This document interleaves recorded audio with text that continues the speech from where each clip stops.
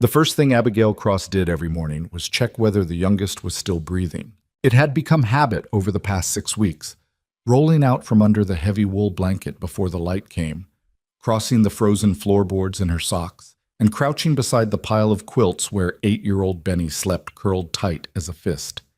She would lean close enough to feel the warmth or the absence of it, and she would wait. When his small chest rose, she let her own breath go. When it didn't come right away, those half seconds of suspended time that felt like they belonged to another world entirely. Her hand would find his shoulder, and she would press, gently, until he stirred. He always stirred. So far, he always had. Abigail straightened up, pressed her palm flat against the log wall near the window, and felt the cold bite through to her bones.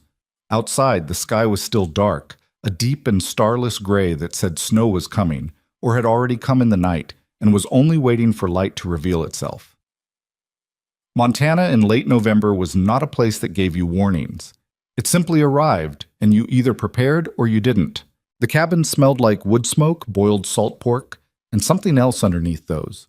Something faintly medicinal that hadn't quite left since the illness moved through 6 weeks ago and took both her parents in 10 days. Her mother first, her father 3 days after. Abigail had not cried at either burial, which she understood was probably wrong, but she'd had no time to be wrong about it. There were 3 children to feed, a claim that legally required ongoing improvement, or it would be forfeit, and a winter that did not care about grief. She went to the stove first. The fire had burned low overnight. She'd let it, rationing the wood, and she built it back up with careful, deliberate hands, adding the smallest pieces first, then working up. Wood was not a problem yet. They had enough split wood stacked along the east wall of the cabin to get through December, maybe into January if she was strict about it. After that, she would have to figure something out. The fallen cottonwoods along the creek were an option, but hauling them back would require the horse.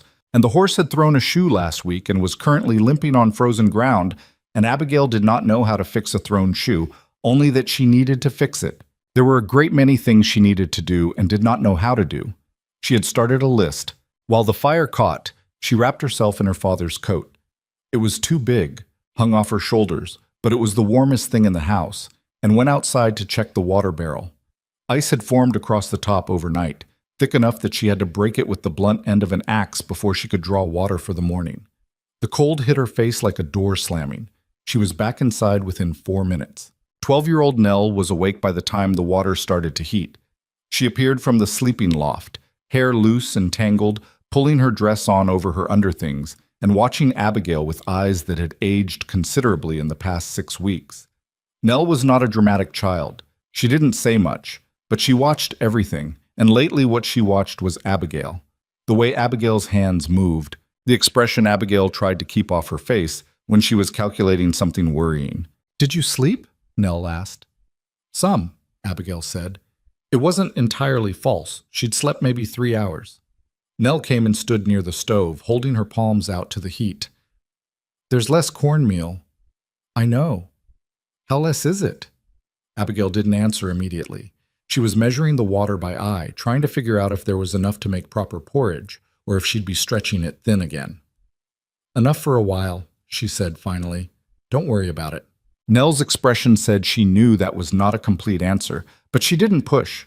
That was the thing about Nell. She understood, in a way that Benny and 14-year-old Thomas didn't quite, that there were limits to what Abigail could say out loud, that saying certain things made them more real.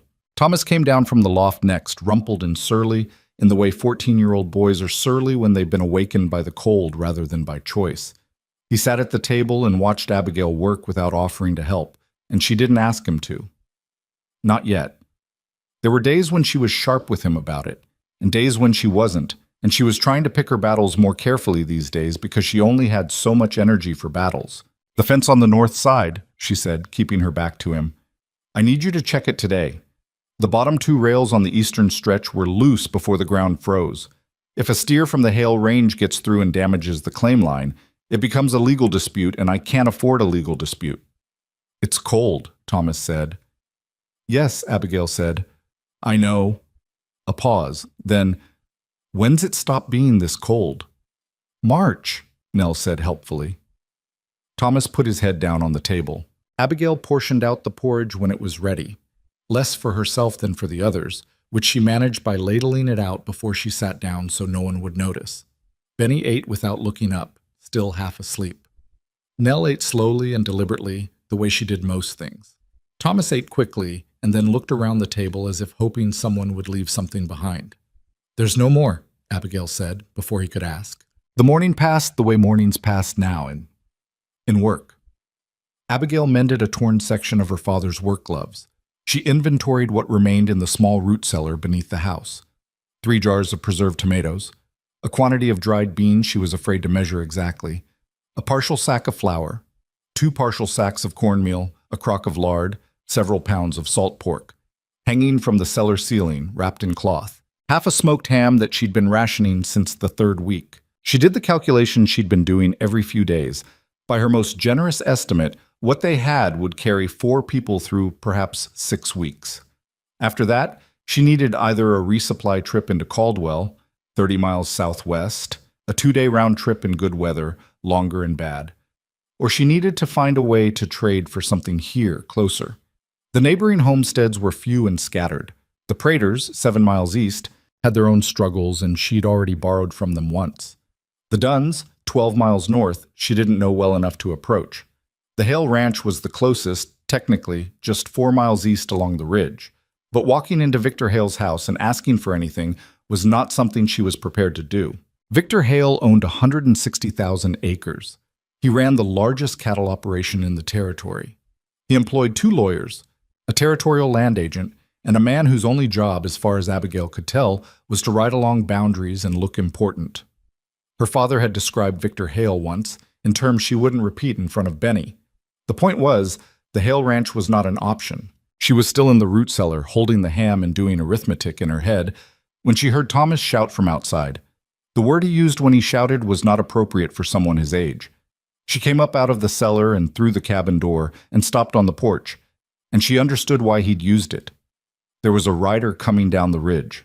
He came from the east, from the direction of the Hale Range, on a gray horse that moved well despite the snow, picking its way along the frozen track that passed for a road here. The rider was tall in the saddle, broad-shouldered, wearing a dark coat that was better quality than anything you'd see on a homesteader. He wasn't riding fast. He was riding like someone who knew exactly where he was going and wasn't in any particular hurry about it. "Go inside," Abigail said to Thomas.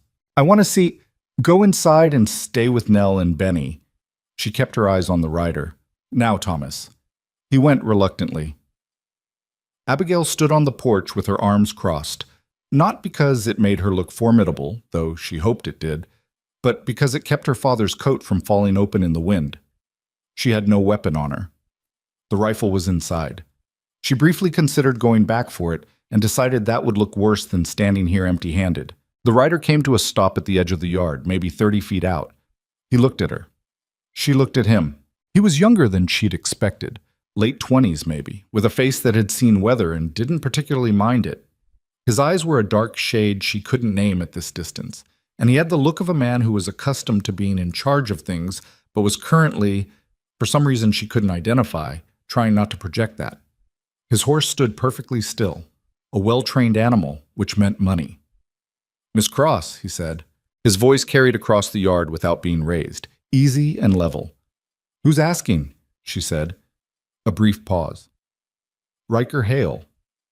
The name landed the way names do when you already know they're bad news. She didn't flinch. She was proud of herself for not flinching. "What do you want?" she said. Riker Hale looked around the yard for a moment, taking in the cabin, the stacked wood, the lean-to where the horse was sheltered, the fence line visible in the distance, and then brought his eyes back to her. "I wanted to see how you were managing," he said. "We're managing fine. Your chimney's drawing uneven. There's likely a blockage. Could cause a smoke backup if the wind shifts." Abigail looked up at the chimney before she could stop herself, then looked back at him. "Thank you for the observation," she said. "Was there something else?" Riker Hale sat on his horse and studied her with an expression she couldn't quite read. Not pity. She would have gone back inside immediately for pity. Something more careful than that. "My father knows about the claim," he said. The cold seemed to get colder. What does that mean? She asked, though she suspected she knew. It means you should be careful, he said. I'm not telling you that to frighten you.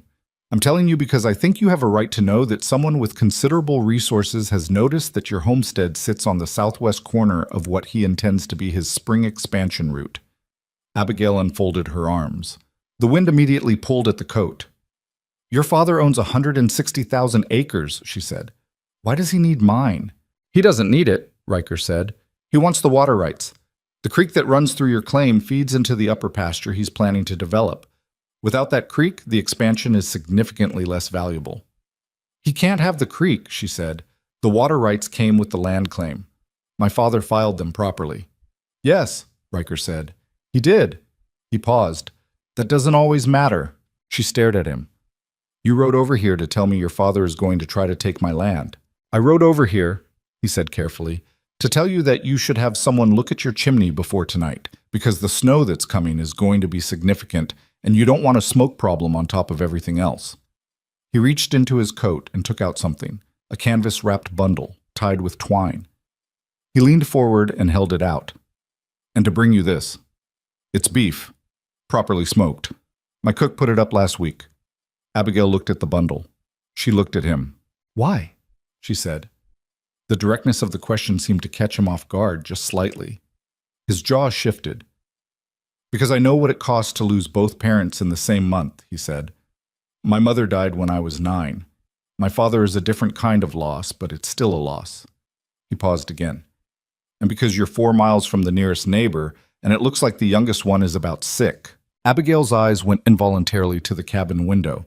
She could see the shape of Benny through the glass, sitting close to the stove. She hated that he'd noticed that. She came down off the porch.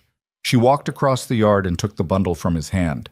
It was heavy, heavier than she'd expected, and warm from being held against his body during the ride. I'm not in the habit of taking charity, she said. It's not charity, he said. It's beef. From a hail. From a person, he said, and something in his voice was tired in a way that didn't match his face. Miss Cross, I'm not my father. She stood in the cold with a bundle of smoked beef in her arms and looked up at Riker Hale on his gray horse, and she tried to figure out if that was true. She was not naturally a trusting person. Her father had raised her practical, and her mother had raised her cautious, and 6 weeks of managing alone had done nothing to soften those instincts. But there was something in his face that didn't look like a performance, that scared her more than if it had.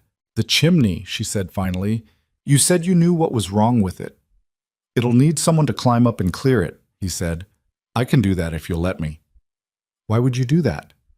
Because it's the sort of thing that should be done, he said simply. She stood there another moment. The wind came off the ridge and found every gap in her father's coat. Benny was sick. Not badly, not yet, but she'd been watching the way he held his chest when he breathed, and she knew what that sound was. They needed the wood to burn clean. They needed the cabin warm. Fine, she said, but I'm not standing around watching. I wouldn't expect you to, Riker said, and dismounted. He was on the roof for 40 minutes. Abigail worked inside the cabin, deliberately doing things that needed doing, mending the hole in Thomas's boot sole, repinning the hinge on the root cellar door, and not listening to the sounds from above. Thomas and Nell and Benny sat at the table and watched her with undisguised curiosity. Is that a hail? Thomas asked. Yes. Why is a hail fixing our chimney? Because it needed fixing. She said it in the tone that meant stop asking. But Nell, quieter, said, Is he the one that Pa said was Nell? Nell closed her mouth. When Riker climbed back down, he knocked on the door rather than just walking in, which Abigail noted. She opened it. He was covered in soot across his shoulders and one side of his face, and he had the expression of someone who had found exactly the problem he expected to find. Bird's nest, he said. Big one. Probably a magpie. I cleared it. You'll want to check again in spring before you light the first fire of the season. All right, she said. There was a pause. She was not going to invite him in. He didn't seem to expect her to. Miss Cross, he said, and something changed in his posture. Something that meant what he was about to say was harder than fixing a chimney. What I told you earlier about my father, It's going to get worse before you're contacted about it officially. His land agent, a man named Cutter, will likely come to you within the next month with some kind of offer to buy. The offer will seem reasonable. It won't be. I'm not selling, she said. I know, he said. I'm telling you not to sign anything he puts in front of you. And if you can, get yourself a copy of your father's original claim filing, the complete one, with the water rights attached. Keep it somewhere your house isn't. Somewhere my house isn't, she repeated slowly. In case something happens to my house. He met her eyes. He didn't flinch from it. Yes, he said. She breathed in through her nose, out. You're warning me about your own father. I'm warning a neighbor, he said. That's all this is. It wasn't all this was, and they both knew it, but she let it stand. She had 3 children inside and not enough food and a sick 8-year-old and a horse with a bad shoe, and she didn't have the luxury of pulling on threads to see what came loose. Thank you for the chimney, she said, and for the beef. Yes, he said.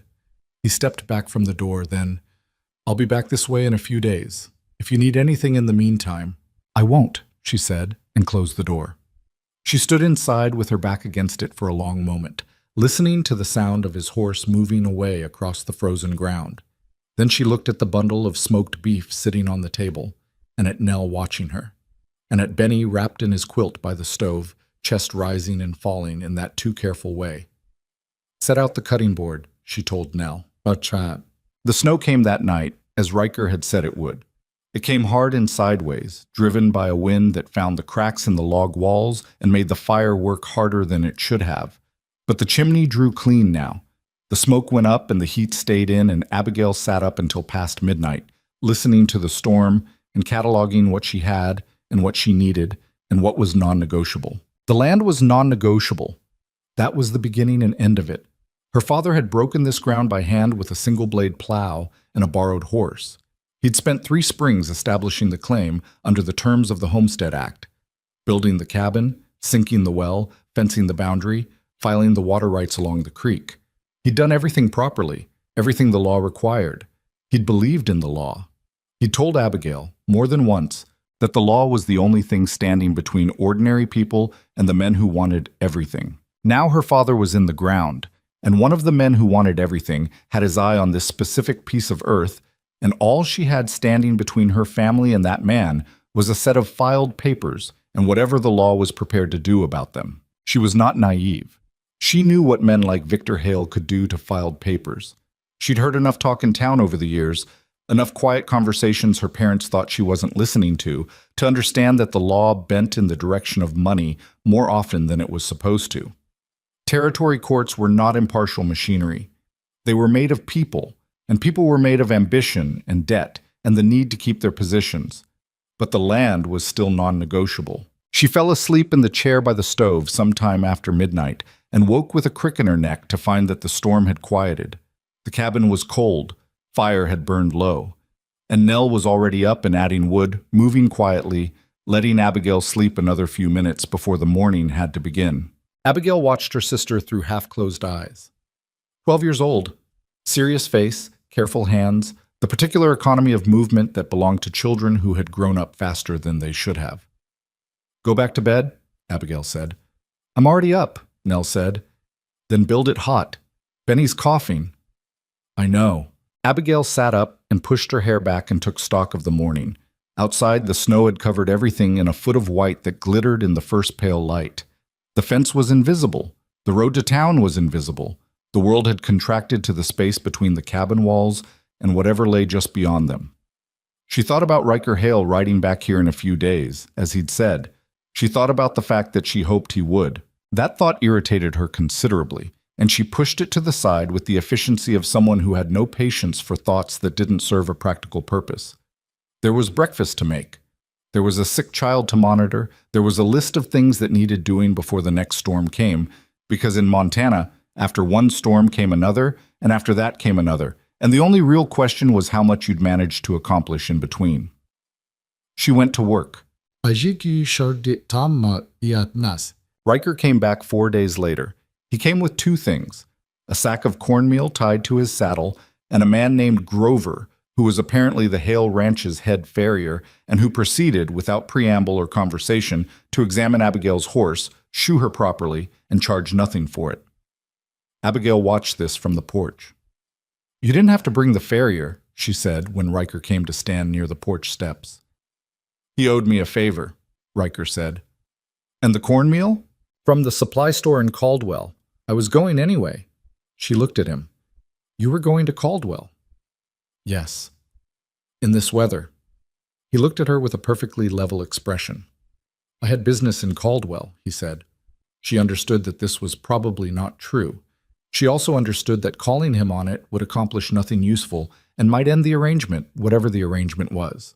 She was practical enough to leave it alone. "Benny's better," she said instead. "The cough broke 2 days ago." Something moved through his face. Relief, she thought, though it was carefully contained. "Good," he said. "Come inside," she said. "It's stupid to stand out here." He looked briefly surprised, and then he came up the steps and she held the door open, and he took his hat off before he came through it, which again she noted. Small things. Unnecessary courtesies that people only maintained when they genuinely meant them. The 3 children were inside. Nell looked at Riker with her careful eyes. Thomas looked at him with undisguised hostility. Benny, recovered enough to be curious and young enough not to know he should be suspicious, said, "You're the one that fixed the chimney." "I am," Riker said. "It doesn't smoke anymore," Benny said. "It smells better." "That's generally what happens when you get the bird's nest out." "Was it a big nest?" "Considerable," Riker said. "Magpies are ambitious." Benny appeared satisfied with this. He went back to the wooden horse he was carving, or trying to carve, with a pocket knife that was too large for his hands. Riker looked at the half-carved block of wood, and then at Abigail, and she saw him consider and decide against offering to help. Good judgment, she thought. He sat at the table when she gestured at the chair. Nell made coffee. They had coffee, at least for now, and set it down with the precision of a girl who had decided that whatever her sister had decided about this man, she would support, even if she wasn't sure of it. Thomas sat across the table and didn't speak, and made his feelings known through posture. "What did your father's land agent look like?" Abigail asked. No preliminary conversation. She'd been thinking about what he'd told her for 4 days, and there was no point softening up to it. Riker looked briefly appreciative of the directness. "Cutter's about 50, he said. "Runs to fat, wears a string tie, has a habit of smiling before he says anything difficult, like it softens it." "Has he been to the Prairie place?" The Praters were her nearest neighbors in that direction. "I believe so, last spring." He paused. "They sold." "Margaret Prater always hated it here," Thomas said from his corner, surprising everyone, including himself. "She hated the winters," Nell corrected quietly. "Cutter's approach," Riker said carefully, "is to make you an offer that seems fair at a surface level, but is legally structured so that you're signing away rights beyond the sale itself." The last claim he handled, the sellers didn't realize until 2 years later that they'd effectively signed over the mineral rights to the riverbend, which my father had known for years contained significant coal deposits. Abigail set her coffee cup down. "How do you know what's in those contracts?" Riker's jaw tightened slightly. "Because I've read them." "Why?" A beat. "Because I asked to," he said. "And because reading them made certain things clear to me that I'd preferred not to see." She looked at him for a long moment. There was something happening under the surface of this man that she couldn't quite see the shape of. Something that had to do with his father, and with this territory, and with choices he was somewhere in the middle of making. She didn't know the full story. She wasn't sure she needed it. "Can I get copies of the original claim documents notarized somewhere other than Caldwell?" she asked. "Helena," he said. "The Territorial Land Office. It would take time. Do you have someone who could go?" "I could go," Thomas said loudly. "You're 14, Abigail said. "I can ride." "Thomas." The tone. He subsided. "I can arrange for copies to be made," Riker said quietly, "through someone I trust in Helena. It's not complicated. It's just the filing fee and a day's wait. I could have them back within a week and a half if I send a rider tomorrow." "Why would you do that?" Abigail said.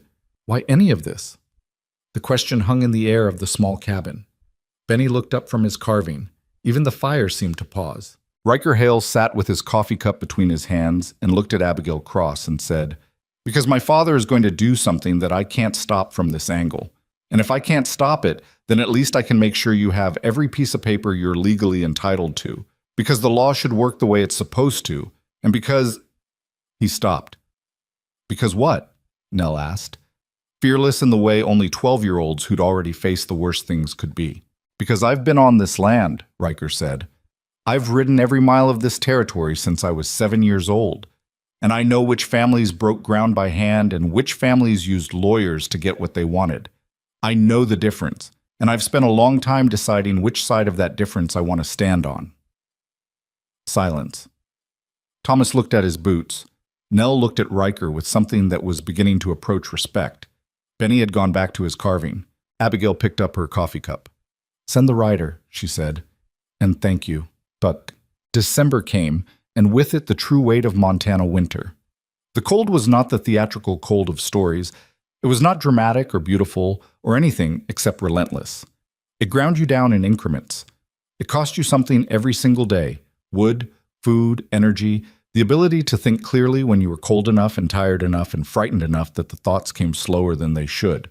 Riker kept coming back, every 4 or 5 days, reliably, through snow and wind and the kind of morning cold that froze the water in the barrel before she got to it. He always brought something. Not dramatic things, not things that would feel like charity, because she'd made it clear she wouldn't accept charity, but useful, practical things. A bundle of dried herbs from the Hale kitchen, because she'd mentioned Benny's cough. Nails, when he'd noticed the back fence listing.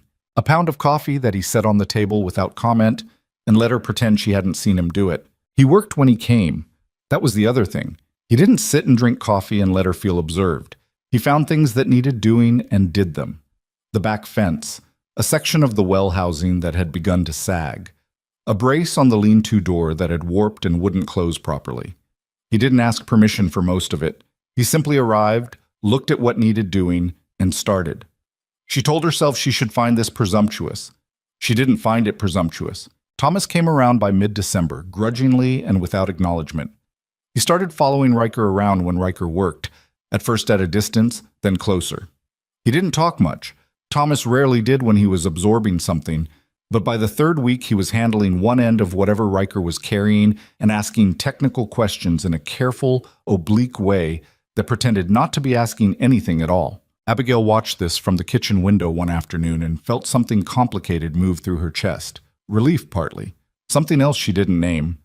On Christmas Eve, which felt like a strange thing to observe when everything was stripped back to survival, Riker arrived with a wrapped bundle that turned out to contain 4 apples. Where he'd gotten them in December in Montana, Abigail didn't ask. Benny ate his with the focused reverence of someone who understood it might be the best thing he'd eat for months. "Stay for supper," Nell said before Abigail could. And then Nell looked at Abigail with an expression that clearly said, "Don't argue with me about this one." Riker stayed for supper. They ate salt pork and beans and cornbread, which was not festive, but it was hot, and there was enough of it, and no one mentioned what was absent. Thomas asked Riker about the gray horse, its name, its breeding, its age.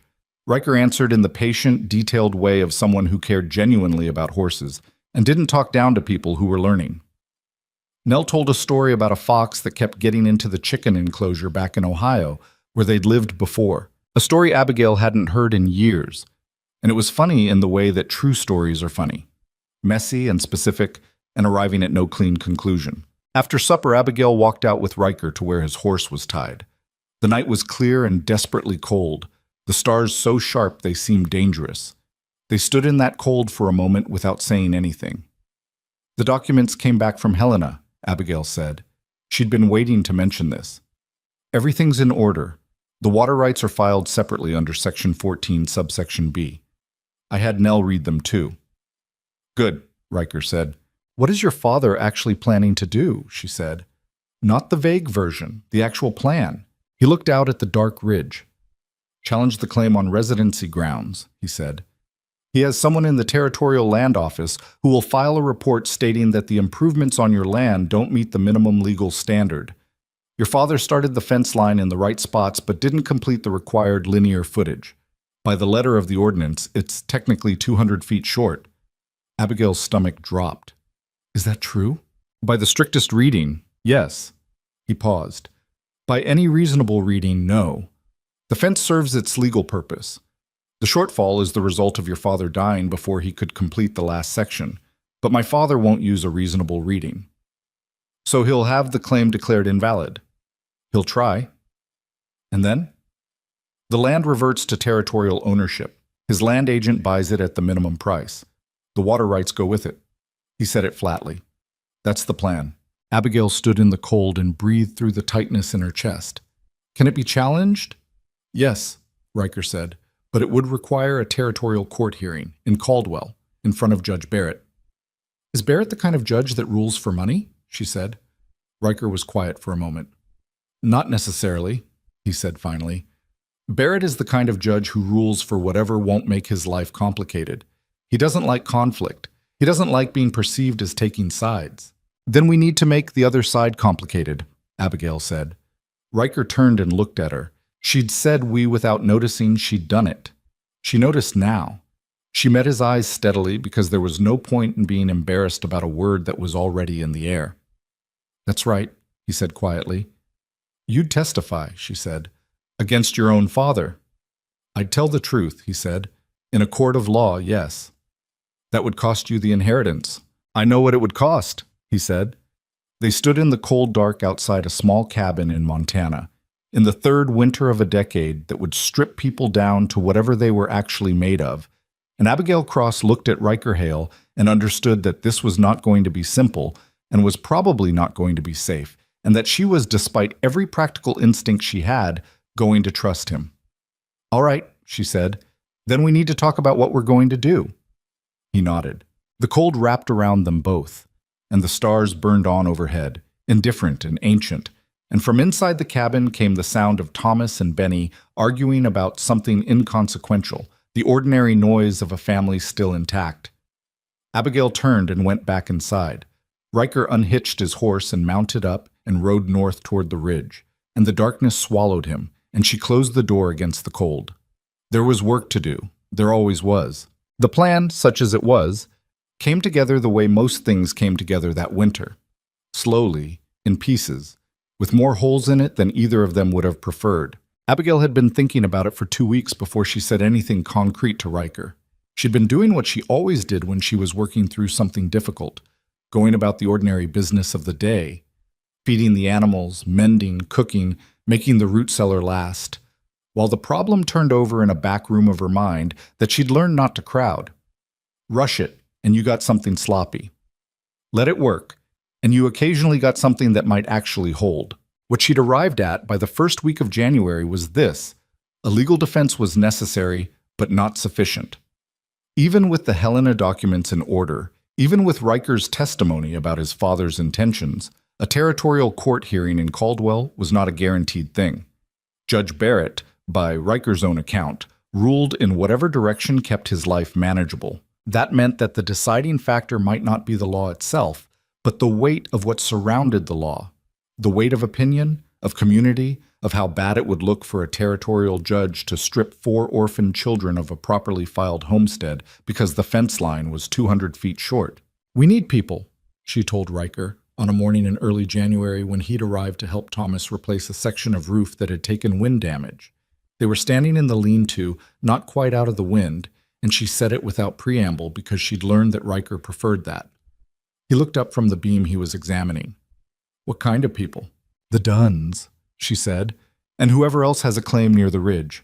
The Fenwick brothers, if they're still on their land. The Murchison family. They filed 2 years ago on the creek's north side. If your father's plan is to use residency challenges to take this land, and if the water rights are what he actually wants, then our claim isn't the last one he'll come for. The creek runs through 4 homestead claims before it reaches the Hale Range. He'll need all of them, or at least most of them. Bish. Ontat shintet. Riker set down the beam. He had snow in his hair from the roof work, and there was a split on the back of his left hand that hadn't been there last week, the kind you got from working in cold that dried the skin past cracking. He looked at her with the careful attention he gave to things that mattered. You're thinking a coalition, he said. I'm thinking people show up for a court hearing when they understand it's not just about the one family in front of the judge, she said. Barrett doesn't like complications. A room full of homesteaders who all know their land is next makes things complicated. It also makes things dangerous, Riker said. My father doesn't take public opposition quietly. No, Abigail said. I expect he doesn't. A silence. The wind found the gap in the lean-to wall and came through it cold and direct. All right, Riker said. Who do you want to talk to first? The Dunns were 12 miles north, which in January might as well have been 30. Abigail made the ride on a Wednesday when the cold had eased from brutal to merely terrible, leaving at first light with Thomas beside her. She'd brought him partly for the company and partly because 14-year-old boys who were angry about something needed to be given things to do with that anger, and riding hard in cold weather was useful in that regard. Earl Dunn was a large, slow-moving man who had the quality of apparent stupidity that very quiet people sometimes carried by mistake. He was not stupid. He came out of the house when they rode up and looked at Abigail and Thomas on their horses and said, "Come in then," without any preliminary, which she respected. His wife, a stout Ohio woman named Cecilia, who made coffee thick enough to stand a spoon in, set cups in front of them before they'd fully settled. Victor Hale's going to try to take our land, Abigail said while the coffee was still hot enough to steam. On a residency challenge, he's got someone in the Territorial Land Office who will file a report saying our improvements don't meet the legal standard. Earl Dunn looked at her. He didn't say anything for a moment. Then he said, "How short are you?" "Fence line, 200 feet. He turned his coffee cup in his hands. Our well housing. The code says permanent structure, and ours is, well, it's solid, but Hale's lawyers could argue temporary if they wanted to. Cecilia sat down across from them. He's been building up to something, she said. We've seen the riders. His men come along the ridge road more than they used to, counting fence posts, I expect. I expect so too, Abigail said. I'm going to contest the claim challenge in territorial court. I need people there. Not to testify necessarily, just to be in the room. To make Barrett uncomfortable, Earl Dunn said. Not a question. Yes, Abigail said. He looked at Cecilia. Cecilia looked back at him. Something passed between them in the way of people who had been talking to each other for so long that most conversations had moved into shorthand. We'll be there, Earl said. Bashita. The Fenwick brothers were harder. There were 3 of them, Ray, Abel, and the youngest one everyone called Cricket, which was not his name but had stuck since boyhood for reasons no one could fully explain. They ran a cattle operation considerably smaller than the Hale spread but respectable for homestead standards, and they occupied their 1,200 acres with the specific possessiveness of men who had built everything on it by hand and intended to die there. Ray Fenwick met Abigail on his porch with a rifle leaned against the wall beside him, which she took to be a statement of general philosophy rather than a direct threat. Cross girl, he said. Mr. Fenwick, she said. Heard your folks passed. Sorry for it. Thank you. What do you want? She told him. He listened with his arms crossed and his face completely unreadable. When she finished, he didn't say anything for a long moment. Riker Hale's involved in this? He said finally. He is. You trust him? It wasn't quite a question. I trust that his interests in this situation align with mine, she said carefully. Ray Fenwick made a sound that might have been a laugh. That's a politician's answer. It's an honest answer, she said. I don't know him well enough to trust him the way you trust people you've known for years. But I know that what he's doing is costing him something real, and people don't pay real costs for things they're not serious about. Ray Fenwick looked at her for a long moment. He had the kind of face that had been weathered into something like rock. Not hard exactly, but compressed, dense, with whatever softness there'd once been packed away somewhere deep. Abel and Cricket are inside, he said finally. You might as well come in and say it all at once.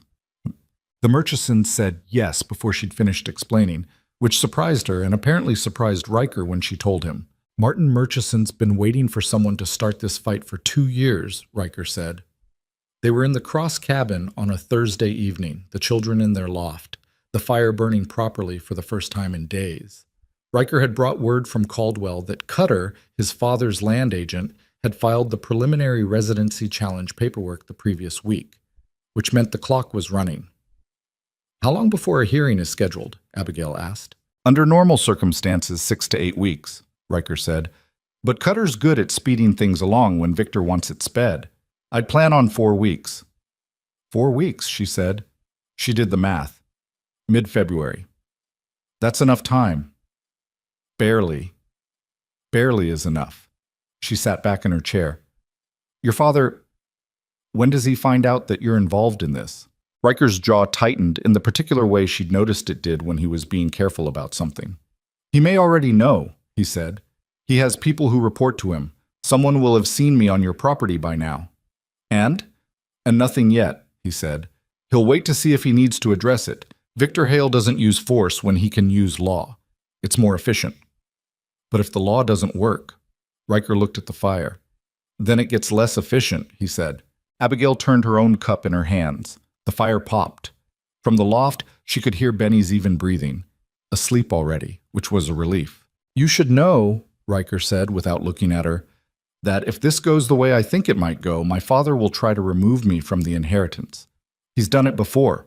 Not to me, but to others who crossed him. His brother once, an associate of his who broke with him over a land deal in '78. He rewrites people out of things. It's how he responds to being opposed. Does that change anything for you? She asked. He was quiet for a moment. No, he said. It doesn't, but it changes what I have to offer eventually. I want to be clear-eyed about that. She looked at him then, at the sight of his face in the firelight, the set of his shoulders, the careful steadiness of him that she'd come to recognize as something real and not a performance. He was not a simple man. She'd understood that from the beginning. He carried something complicated inside him that had to do with his father and the land and the version of himself he was in the process of choosing. She understood complicated. She'd been complicated since she was 12 years old. When did you decide, she said, that you were going to do this? He turned his head and looked at her. Decide what, exactly? This. Any of it. A pause. Longer than his usual pauses. I've been deciding for a long time, he said finally. This isn't something that came together all at once. There wasn't a single moment. He stopped, started again. When I was 23, my father used a residency challenge, not unlike this one, to take land from a family named Coles. 3 children, same as you. Widow. The land adjoined ours on the east side, and he wanted the grazing rights. Cutter filed the paperwork, and the widow didn't know what she was signing, and they were off the land in 6 weeks. He paused again. I found out about it 2 months after. I asked my father about it, and he said it was legal and that legal was the same as right. And I knew then that wasn't true, and I think that was probably the beginning of it. Abigail didn't say anything. There wasn't anything to say to that would improve on the silence. I rode out to look at that land after, Riker said, after the Coles family was gone. It was good land, the kind of land that someone had worked. You can see it when land has been worked right. There's a quality to it. He shook his head slightly. My father ran cattle on it, just cattle, which is what he runs on everything. The fire burned. Outside, the wind had picked up again, coming off the ridge with the patience of something that knew it had all winter. I'm sorry about the Coles family, Abigail said. So am I, Riker said. I wasn't able to do anything about it then. I'm trying to be of more use this time. Ishab. Victor Hale's letter arrived on the 15th of January. It came with Cutter, who turned up at the claim on a Tuesday morning while Abigail was splitting wood. She'd heard a horse and come around the corner of the cabin with the axe still in her hand, which she later decided was probably for the best. Cutter was exactly as Riker had described. Heavy-set, string tie, a face that smiled ahead of its words like it was laying down padding before impact. He handed her the letter with both hands, a gesture that managed to be simultaneously deferential and condescending. From Mr. Victor Hale, he said. He wanted to reach out personally, as a gesture of goodwill. Abigail took the letter. She didn't open it. What does it say? She asked. Cutter smiled. It's an offer to purchase the Cross homestead at a fair market price, with a 60-day window for relocation. Mr. Hale understands you're in a difficult situation, and he genuinely wants to make this as easy as possible for your family. I'm not selling, Abigail said. The smile didn't waver. Miss Cross, I understand the sentiment, but I want to make sure you're aware of the legal situation. A residency challenge has been filed with the Territorial Land Office. The hearing will likely be scheduled within the next few weeks. The outcome of that hearing is, he paused, picked his word, uncertain. Then I'll take my chances at the hearing, she said. The offer on the table is considerably more reliable than a hearing outcome, Cutter said. Mr. Hale is prepared to be generous. He understands you have younger siblings to consider. The mention of her siblings, the particular way he'd said it, with the word consider doing considerable work, made something cold move through her that had nothing to do with the temperature. My siblings, she said, are not a factor in this negotiation because there is no negotiation. I'm not selling. Cutter looked at her. The smile thinned slightly at the edges, the first real expression she'd seen from him. I would encourage you to think carefully, he said. A court hearing is expensive and disruptive. Whatever counsel you're able to secure will not match the resources Mr. Hale can bring to bear. And, Mr. Cutter, Abigail said, and her voice came out quieter than she intended, which was actually more effective. I grew up on this land. My parents are buried on this land. The fence line is 200 feet short because my father died before he could finish it. And if the territorial court can't distinguish between a completed claim and an uncompleted claim when the distinction is a dead man's unfinished fence, then the territorial court is not doing its job. She paused. Take that back to Mr. Hale. Cutter straightened. The smile was gone. I'll tell him you declined the offer, he said. That's accurate, she said. He rode away and she stood watching him until he was over the ridge. Then she opened the letter. It was politely worded, which made it worse. It was 3 paragraphs of careful language that added up to, We are going to take your land, and this offer is the most you will get, and you should be grateful for it. At the bottom, in a different hand than the typed body, handwritten, which meant it was deliberate, were 2 words. Be reasonable. She folded the letter and put it in the inside pocket of her coat. Thomas was standing at the corner of the cabin where he'd been watching. What did he want? He said. To buy us out, she said. Thomas's face did something complicated. Are we? No, she said. He let out a breath. Okay, he said. Then, after a pause, was that Cutter? The one Riker told us about? Yes. Thomas looked out at the empty road where Cutter had gone.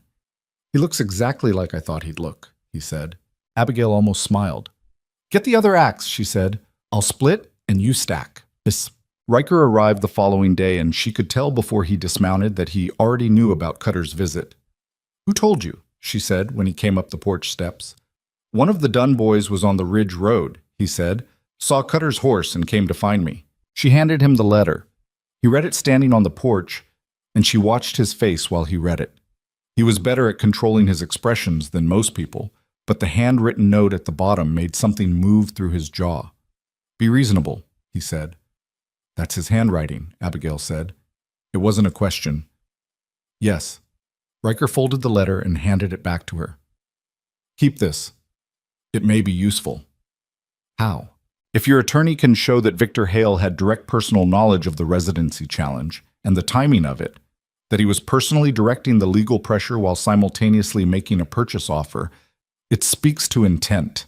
It makes the challenge look like what it is, which is coercion. I don't have an attorney, Abigail said. I know someone, Riker said, in Caldwell. His name is Dowd. He's not flashy, but he's thorough, and he's one of the few lawyers in the territory who doesn't owe my father any kind of favor. Can he be paid in installments? She said flatly. Riker met her eyes. He can be paid when this is over and the homestead is legally clear, he said. I spoke to him already. He agreed. Abigail looked at him. The cold was extraordinary that morning, the kind that made the air feel like glass. Her breath came out in short bursts. You arranged his fees, she said. No, Riker said. I told him the situation and he agreed to a contingency arrangement. She knew the difference between those 2 things, and she suspected they were closer together than he was presenting them. But she had 4 weeks, and she didn't have time for pride that cost more than it was worth. All right, she said. When can I meet him? But Dowd turned out to be a spare, dry-humored man of about 55, who wore the same suit every time Abigail saw him, which she suspected was deliberate. Either he didn't own another one or he wanted people to underestimate him, and she wasn't sure which. He came to the homestead rather than having her come to Caldwell, which she appreciated practically and understood strategically. Seeing the land made a difference. Being able to describe what he'd seen made a difference. He walked the fence line with her in temperatures that had no business being asked of a man his age. And he didn't complain once, and he measured the shortfall himself with the length of rope he pulled from his coat pocket. 211 feet, he said when they came back in. Riker said 200, Abigail said. He was being generous to himself, Dowd said. It's 211, which is, incidentally, still absurd as grounds for a claim challenge, but we should know the precise number. They sat at the table with coffee, and Dowd asked questions in a methodical, unhurried way that managed to be thorough without feeling like an interrogation. He asked about her parents' deaths, the date, the sequence, the fact that her father had died in the middle of completing a physical task. He asked about the water rights filing, examined the Helena copies carefully, held them to the light. The rights are solid, he said. The water issue is the real thing here. The fence is a pretext. I know, Abigail said. The question is whether we can make that visible to the court. He set the documents down. The challenge my father presented in the Pemberton case 2 years ago. He stopped, looked at Riker, who was sitting to Abigail's left. Forgive me. Victor Hale's attorney presented in the Pemberton case. Very similar structure. Residency claim, timeline pressure, purchase offer running parallel. They won that one. How? Abigail asked. The widow signed before the hearing was scheduled. She didn't know she had options. I know I have options, Abigail said. Dowd looked at her. His face was one of those faces that had reached a stage of life past pretense. He didn't perform encouragement, didn't soften things unnecessarily. He simply looked at what was in front of him. You have options, he agreed. What you also have is a powerful man with good lawyers and a territorial land office contact who will testify that your improvements are insufficient. We're going to need more than the letter of the law. We're going to need the room. The homesteaders, Abigail said. The homesteaders, Dowd agreed. He looked at Riker. And you're prepared to testify to your father's specific intent? Yes, Riker said. Dowd studied him for a moment with the particular look of a lawyer assessing how a witness would come across. You understand what that means, legally, in terms of your position as heir. I'm aware, Riker said. Your father's attorneys will argue you have a personal motive, that you're acting against his interests for reasons that compromise your credibility. Let them, Riker said. The truth is the truth, regardless of my motives. Dowd held that for a beat. Fair enough, he said. He gathered his papers. All right, here is what we need before the hearing. First, the Coles family. Do you know where they went after the 79 challenge? Riker looked up. South. I believe they settled near Miles City. I'd like to find them, Dowd said. Prior pattern of conduct is not generally admissible in a land claim hearing, but I want the background. It shapes how I present the intent argument. He turned to Abigail. Second, I need a written statement from each homesteader who intends to be at the hearing. Not a legal affidavit, just a letter, signed, stating their name, their claim, and their reason for attending. It establishes community standing without making them formal parties in the case. I can do that, Abigail said. Third, he paused. The fence. What about it? Complete it, Dowd said. Before the hearing. Abigail stared at him. The ground is frozen. I know, Dowd said. Complete it anyway. January in Montana did not generally accommodate requests for fence building. The ground was frozen 18 inches down in most places, which meant post holes required either a steel bar and considerable violence or fire. Building a controlled burn along the fence line to thaw a section, working it while it was soft, moving to the next section. It was slow. It was cold in a way that made slow feel like it might kill you. But it was possible. Barely. Thomas worked alongside Abigail every morning, and by the second week, without anyone asking or suggesting it, Ray Fenwick and his brother Abel showed up one Tuesday and started working the south end of the missing section. They didn't say much. They brought their own tools. They worked steadily and efficiently in the way of men who had built things before and understood the purpose of what they were building now. Earl Dunn came on Friday with his second son and a steel bar that was exactly what they needed for the frozen sections. He drove posts with a mechanical regularity that was almost peaceful to watch. Martin Murchison came on Saturday and brought his wife, who brought a pot of something hot that she refused to identify, but that was filling and warm, and that nobody asked about because it was cold and they were tired. Riker came every day. He didn't make anything of it. He arrived, picked up whatever tool was needed, worked his section of line, drank whatever coffee was on the stove, and left before dark. He didn't talk much while he worked. Neither did she. There was a kind of communication that happened in shared labor that didn't require words, and she'd begun to understand that Riker was better at that kind than he was at the declarative kind, which she understood because she was the same. On the 14th day, they drove the last post. It was late afternoon, the light going orange and thin, and the temperature had dropped back toward vicious after a brief kind interval. Abigail drove the last nail herself. Thomas held the rail while she swung, and when it was done, she stepped back and looked at the completed line and felt something shift inside her that she couldn't name cleanly. 211 feet, Thomas said beside her. 220, she said. She'd been precise about it. Thomas looked at her sideways. Why the extra 9? Because exact is never as good as more than enough, she said. He thought about that for a moment. Then he nodded in the slow way he had when something landed correctly. He was growing up, this boy. Not fast enough for what was coming, but faster than she'd feared. Riker stood at the end of the line, looking back along it. The fence ran straight in the failing light, posts even, rails solid. Not beautiful. It wasn't meant to be beautiful, but true. The kind of work that held. He walked back toward her and stopped beside her and looked at the same stretch of fence she was looking at. Dowd needs to know, he said. I'll ride to Caldwell tomorrow, she said. A pause. The cold was very complete around them. Abigail, he said. Her name. First time he'd used it, not Miss Cross. She noticed but said nothing. She looked at him. It's going to get harder from here, he said. When my father finds out about the fence, about Dowd, about the homesteaders coming, he won't use the quiet approach anymore. I know, she said. I need you to know that I'm not going anywhere, he said. Whatever he does. I want to be clear about that. She looked at him standing in the cold in the January light, with the fence behind him and the ridge beyond that, and the whole enormous weight of what he was walking away from somewhere back over that ridge. And she felt something that was not comfortable and not simple, and that she was not prepared to examine in any direct way yet. I know, she said again, quieter. He nodded once, and then they both turned and walked back toward the cabin because it was cold and there was work still to be done, and that was what you did. You turned toward the work. Victor Hale's response, when it came not by letter. It came on a Thursday morning, 2 weeks before the scheduled hearing, in the form of 2 men Abigail didn't recognize who rode to the edge of the property and stopped at the fence line, the new fence line, she noticed, and sat there on their horses for a considerable time doing nothing except looking. She watched them from the cabin window. Thomas watched them from beside her. What are they doing? He said. Being visible, she said. Why?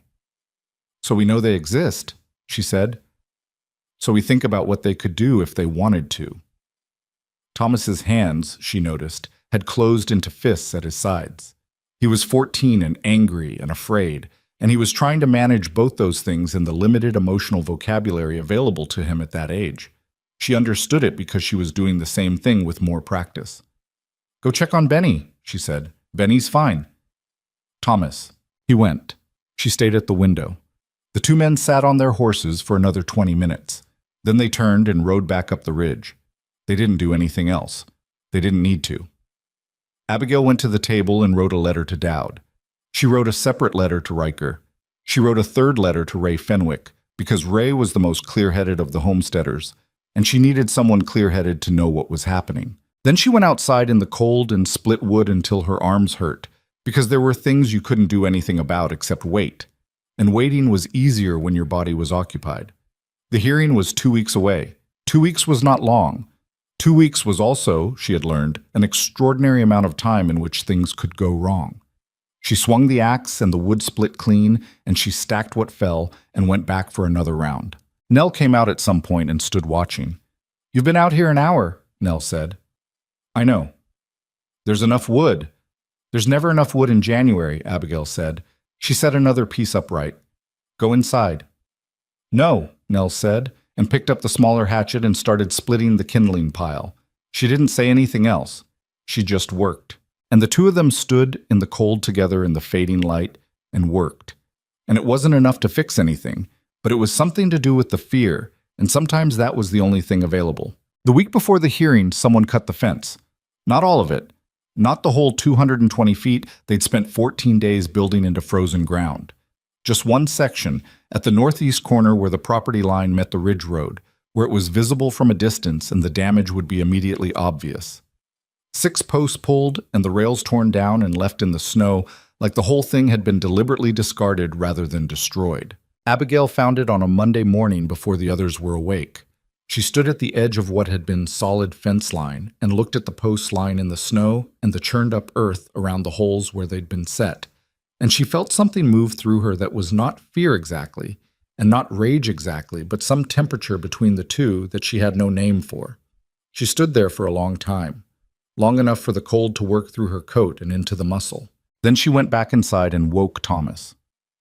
"Get dressed," she said. He saw her face and didn't ask questions. That was the thing about Thomas these days. The question asking had become selective. When her face looked like this, he moved. They had the section rebuilt by noon. It wasn't as clean as the original. Rushed work never was. But it was solid. Posts set as deep as the frozen ground would accept. Rails tight. Abigail drove every nail herself, which wasn't efficient, but which was necessary in a way she didn't explain and Thomas didn't ask about. Ray Fenwick rode over in the afternoon, having somehow already heard about it. He walked the new section without comment, tested 2 posts with his hands, and straightened up. "You need someone on the North Road at night," he said. "I can't ask that," Abigail said. "You didn't ask," Ray said. "I'm telling you." He looked across the ridge. "Abel and Cricket will take the first nights. Then the Dunn boy can spell them." He paused. "This is how it works, Miss Cross. Once a man like Victor Hale starts using night methods, everybody's land is in it." She looked at him.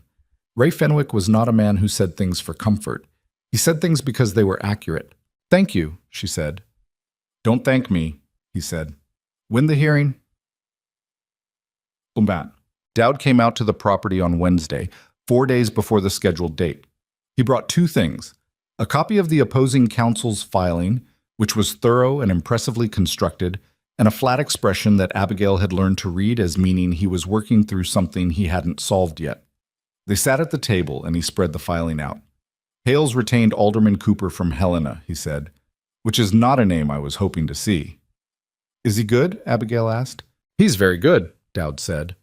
"He's particularly good at making legal arguments that are technically correct while being substantively dishonest.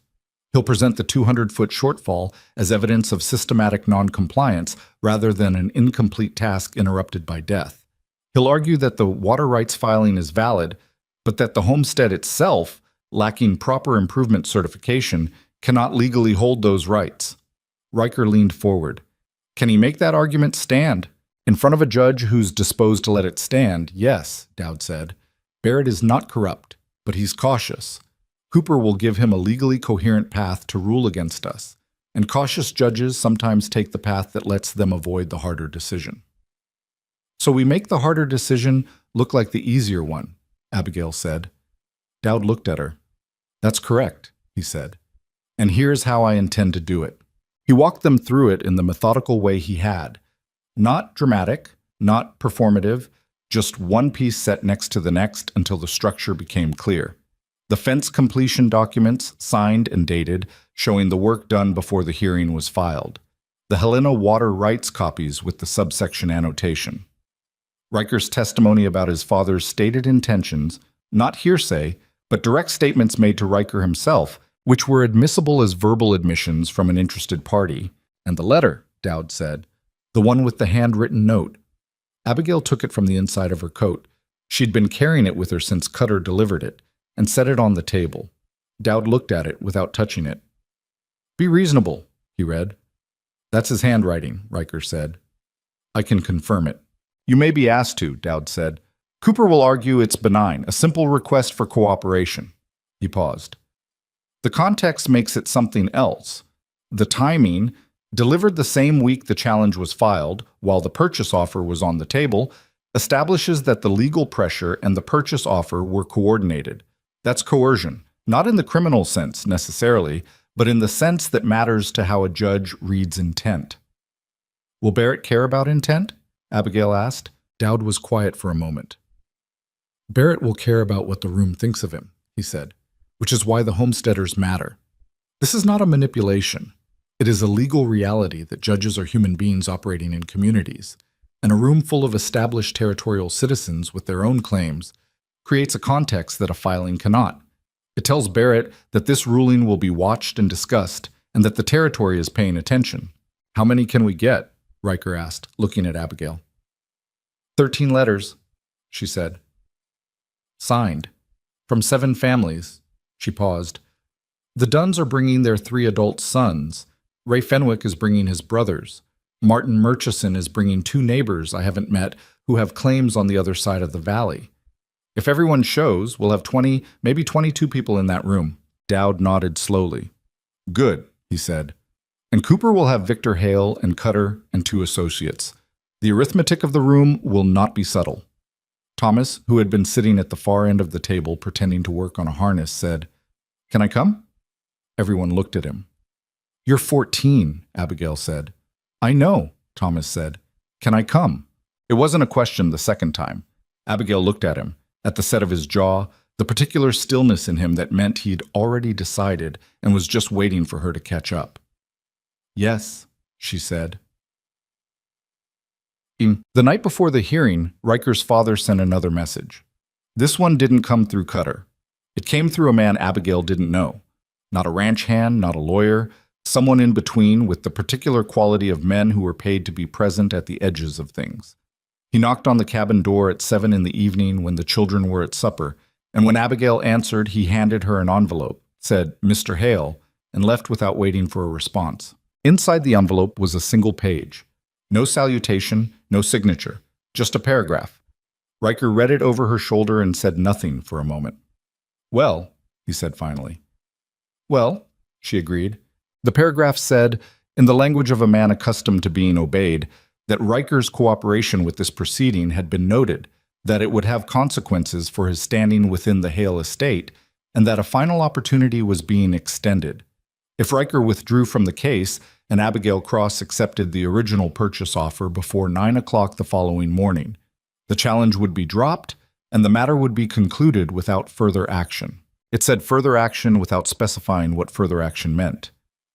He's worried, Riker said quietly. Abigail looked at him. Is he the kind of man who does things when he's worried? Riker folded the letter and set it on the table. His face had the closed quality it sometimes had when he was dealing with something that had weight behind it. Yes, he said. He is. What kind of things? A pause. Pressures, Riker said. Legal pressures, usually. He'll look for something, some irregularity in your parents' papers, some outstanding debt, some technicality that can be leveraged, something that makes the hearing complicated in a different way. Can he find something? I don't know, Riker said. He said it honestly, which she appreciated even though she didn't like it.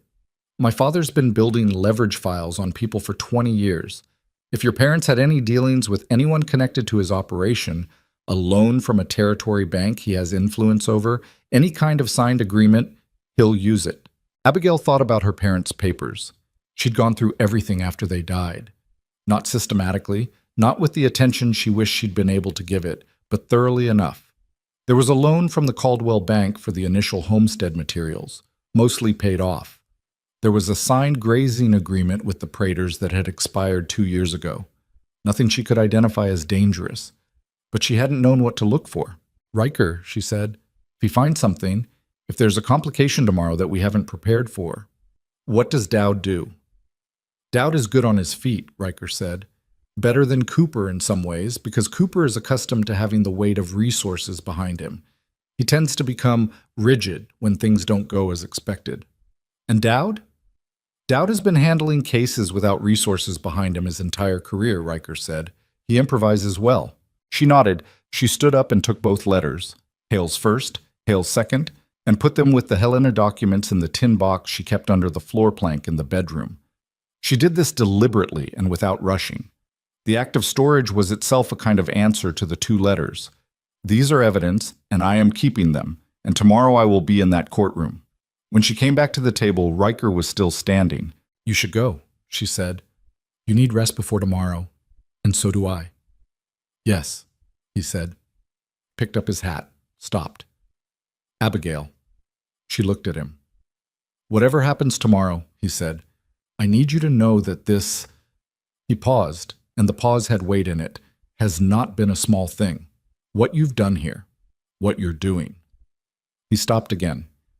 He was not a man who said difficult things easily, which made the difficult things he said carry more. I just needed you to know that. She held his eyes for a moment. The fire was low and the cabin was quiet, and her 3 siblings were in their loft sleeping, and outside the Montana dark was absolute. I know, she said, softly. Go get some sleep. He went. The morning of the hearing arrived gray and bitter, a low sky that couldn't decide between snow and simply staying the color of lead. Abigail was awake before light. She put on the dress she'd been saving, not fine, but clean and pressed and the best she had. And she braided her hair with the deliberateness of someone preparing for something that required the correct presentation. Not to impress anyone, to remind herself of who she was and what she was walking into. Nell came down while she was finishing. You look good, Nell said. I look like myself, Abigail said. That's what I said. Thomas came down in the shirt Nell had pressed for him the night before, which he was wearing with the careful self-consciousness of someone unused to pressed shirts. He'd grown over the winter. She noticed it now, the way you notice things in direct light that you'd been too close to see before. He was taller than he'd been in November. His face had changed in some subtle structural way. Benny appeared last, rumpled and warm and untroubled, and ate his breakfast with the concentration of someone for whom this was still primarily a normal day. Is Riker coming? He asked. He'll meet us there, Abigail said. And then what happens? We go into a room and listen to some lawyers talk, Abigail said, and then a judge decides something. Benny considered this. That's it? That's it. That doesn't sound very exciting, Benny said. Thomas looked at his plate and said nothing. The Caldwell Courthouse was a 2-story stone building at the end of the main street, solid and permanent looking in the way that public buildings in territorial towns tried to be, as if their weight could substitute for the age they hadn't yet accumulated. Abigail rode in with Thomas and Nell and Benny. She'd considered leaving Benny with the Dunn's wife, then decided against it. She wanted all of them in that room. She wanted the judge to see exactly who he was deciding about. They arrived to find the Fenwick brothers' horses already tied outside. Earl Dunn's wagon was 2 down from them. Martin Murchison was coming up the street from the opposite direction with 2 people she didn't know. Ray Fenwick was standing on the courthouse steps, with his arms crossed in the particular way he stood when he was prepared to remain somewhere indefinitely. You made it, he said. Did you think I wouldn't? Abigail said. No, he said, just making an observation. Riker was already inside. He met them in the entry hall, not the waiting room, the entry, which told her he'd been watching for them from the window. He looked at the children briefly, and something in his face relaxed by a fraction. Dowd's inside, he said. Cooper's already here with 2 associates. My father, a pause, arrived 20 minutes ago. Is he in the room? Abigail said. Yes. She nodded. She'd known Victor Hale would be there. You didn't send lawyers to do something this important without attending yourself. It would have been a signal of weakness. All right, she said, let's go in. The courtroom was not large. In a territory town like Caldwell, it served multiple purposes, and it had the slightly provisional quality of a room that had been set up with genuine effort but limited resources. Good chairs, a proper judge's bench, a wood floor that had been swept recently. It smelled like cold stone and lamp oil. Victor Hale was sitting in the first row on the right side, behind the table where his attorney Alderman Cooper was arranging papers with the efficient calm of a man entirely comfortable in courtrooms. Victor Hale was nothing like his son in appearance. He was compact, gray-haired, with a face that had been handsome once and was now merely formidable. He dressed well. He sat still in the way of men who had learned that stillness projected authority. He looked at Abigail when she walked in. She looked back at him. Neither of them spoke. She took her place at the left table beside Dowd. Thomas sat directly behind her. Nell had Benny's hand. The homesteaders filed in behind them, Ray and Abel and Cricket Fenwick, Earl Dunn and his sons, Martin Murchison and his neighbors, the others, filling the gallery benches with the particular solid presence of people who worked land for a living and whose stillness was different from Victor Hale's stillness.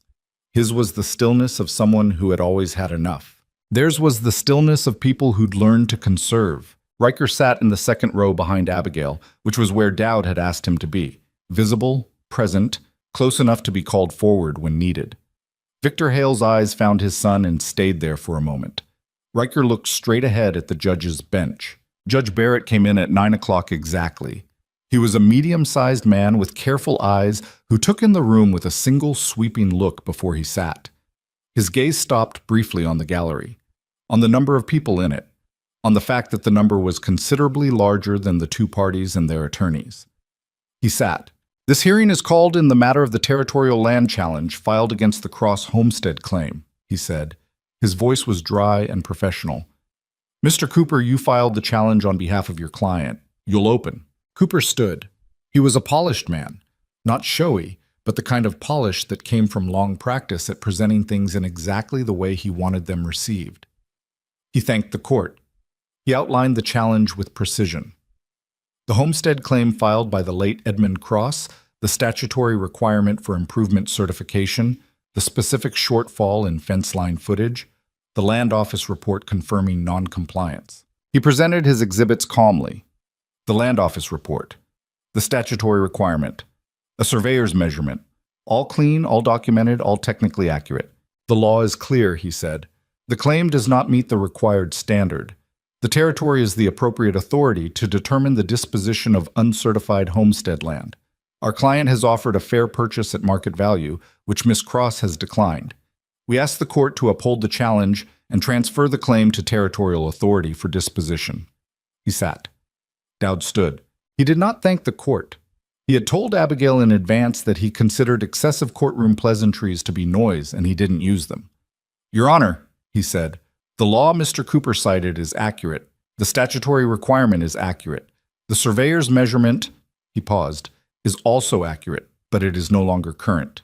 He submitted the fence completion documentation, signed and dated, witnessed by Ray Fenwick, whose signature appeared on the document. The fence was complete, had been complete since January 14th, 2 weeks before this hearing was filed on January 29th. Cooper looked at the document. His expression didn't change, but something shifted in his posture. He hadn't known about this. Abigail had the satisfaction of watching him not know something. "The claim," Dowd continued, "is fully compliant as of the date of completion. The challenge, filed after that date, is therefore challenging a deficiency that no longer exists." He let that sit for a moment. "I want to draw the court's attention to the timeline, because I believe it is instructive." He laid it out without drama. The challenge filed on January 29th. The purchase offer delivered by Victor Hale's own agent on January 15th, 2 weeks before the challenge was filed. The handwritten note on that offer. He entered the letter into evidence and read the note aloud. "Be reasonable.